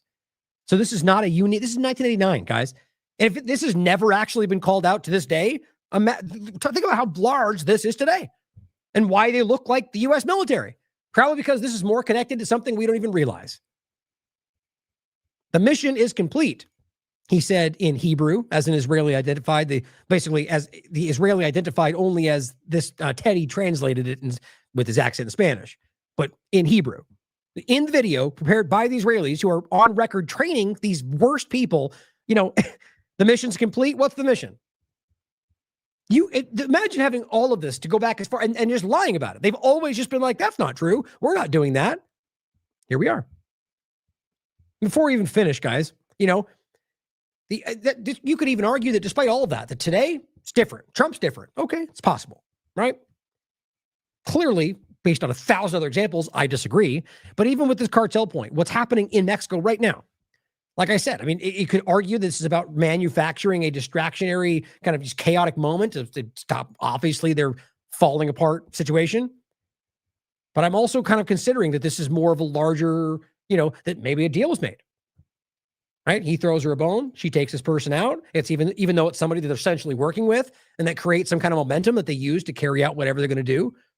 But something that, based on the CIA connections, based on the idea of the history and what Scheinbaum's done so far, what I'm leaning toward, but it's, not that, 50, 60% of my mind. What I'm leaning toward is more that Scheinbaum took action here because this is something she recognized was undermining her agenda in Mexico. And that it's clearly connected to the U.S. That's why she called him out a month before we got here, or 10 days before this even happened, saying you're supporting the cartels, right? And so ultimately then took something maybe he inadvertently gave her and took this person down. And now this is causing chaos in their networks and what they're trying to accomplish. It's hard to tell. I'm sure we're going to get more as this goes forward in the next month probably and see what this affects. Or maybe it was all a big distraction and didn't even happen. I don't think that. I'm saying these are all possible. But like I said, I'm leaning towards the likelihood based on the CIA obvious connections there that this is something that is her, like you could think about like the USAID and the way they use these and what Israel's doing. And maybe she recognizes that this represents that influence in her country. That's kind of what makes sense to me. But I'll end with these. Old article back 2017. And it's far more than just this. This is just to make a point. It was entitled The 5 Cartels That Rule America and the World. The International Banking Cartel. The Medical Establishment Cartel. The Energy Industry Cartel. The Agricultural Chemical Producers Cartel. And the Information Industrial Complex Cartel. Now, clearly, like I said, there's tons more than that. But the reality being is that we don't think of it this way, do we? Right? We think of, they call it the cartel because of the way, well, I mean, yes, as Derek would point out, there's plenty of corruption. But when, it's objectively, when you look at what they're doing in the world, look what Israel's doing. Look at what the U.S. has done all around the world for decades, rather. Then it's kind of hard to argue that there's, at the very least, they're basically one and the same. The point is that we should consider how a lot of these other groups that basically operate under the auspices of somehow, legitimate government operations that are, if not as bad, far, far worse. Now, I'm going to get to this in the next show. Not that many to get to, but I'm going to just point this out to finish, which is simply a report. Courts have ruled 4,400 times that ICE jailed people illegally, and it hasn't stopped still to this day. As Representative Mike here is saying, Levin, regardless of your opinion about left and right politics and what he believes, who knows, he's probably dishonest. The information is still the reality. That this is, I've been covering these intermittently. 400 judges, federal judges have ruled that they're breaking the law. Many, it looks like it's right down the middle, but many of which are Republican judges, or at least appointed by Republican presidents. So you can't pretend it's some judicial coup or it's a activist judges. They're saying that, but it's embarrassing to make the argument when you can prove that there's plenty of Republican judges who are going, that's a criminal act. It's in the article. So we can prove they're breaking the law. The courts are saying they're breaking the law 4,400 times. Really make sense of that. And yet not only are they still doing it, but there are people they've claimed were illegally held that they basically that they held long times after they were told to release them. These are criminals. This is a broken reality. This is not about America first. This is about the new normal, just like with COVID-19. It's happening right in front of you. And I will go through this in depth, probably the next show, probably tomorrow. This is important. Cristian repeatedly claimed ICE deported cannibal. Guess what? It was literally, completely, entirely made up. Like almost, I'm going to go ahead and say the majority of what they're putting forward. I keep seeing these things. Pam Bondi has now admitted, yeah, they do have a domestic terrorist list. Sorry, we lied to you. Lyons lied in front of Congress. He should be held accountable for that. Now, this is not just a general list. It's a list on top of what they've been doing. And yes, it is happening through ICE. Maybe I'll just finish with this. We'll wrap it up today. It's a clip from an ICE whistleblower. Sworn oath. An ICE whistleblower telling you that they have chosen, deliberately manipulated the training program in order to do what they're doing. You know this, guys. We've proven this ourselves. It's just sad how many people will choose partisanship over what they actually claim they're fighting for. It's brainwashing as far as I can tell. It's social engineering. You have people who are acting against their own interest. Remember we talked about that with neuroscience and Catherine Austin Fitts? It's worth considering that we're involved in that in some way because people are quite literally acting against their own outcome, like what they have, like RFK Jr. You fight your entire career against these points, then you just turn and fight again. I just don't understand it. Don't understand it. But we'll fight it because what else are we going to do? The last thing I'm going to do is just sit back and go, oh, well, we are going to stand up and fight this tooth and nail as long as we can because it matters, because we care about our health and we care about our children's future and the world that we're leaving behind. Of course we do. The people who are drenching us in glyphosate and dioxins and PFAS, they do not. So keep fighting, guys.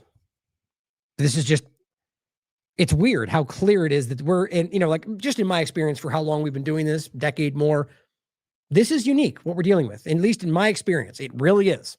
Now that may mean we're at a different phase where hopefully it means that something's changing. Now, these moments of change can be abused by the very same structure. So that's why it's important that we first acknowledge that we're dealing with this. We see the problem, state it out loud, acknowledge it, discuss it with people, then do our best to solve that. Not just sit back and allow them to keep taking advantage and keep rolling it back around over and over. The hamster wheel continues because we can change this. And I believe that. Thank you for tuning in. Share the work, make the clips. Thank you for being here. I love you all. As always, question everything. Come to your own conclusions. Stay vigilant. Uphold the Constitution. I swore an oath to uphold the Constitution when I joined ICE on August 1st, 2021, as an assistant chief counsel. I followed that oath for 4.5 years, working side by side with ICE officers. And I followed it when I resigned on February 13th, 2026, a little over a week ago so that I could speak to you today. For the last 5 months, I watched ICE dismantle the training program, cutting 240 hours of vital classes from a 584-hour program. Classes that teach the Constitution, our legal system, firearms training, the use of force, lawful arrests, proper detention, and the limits of officers' authority. ICE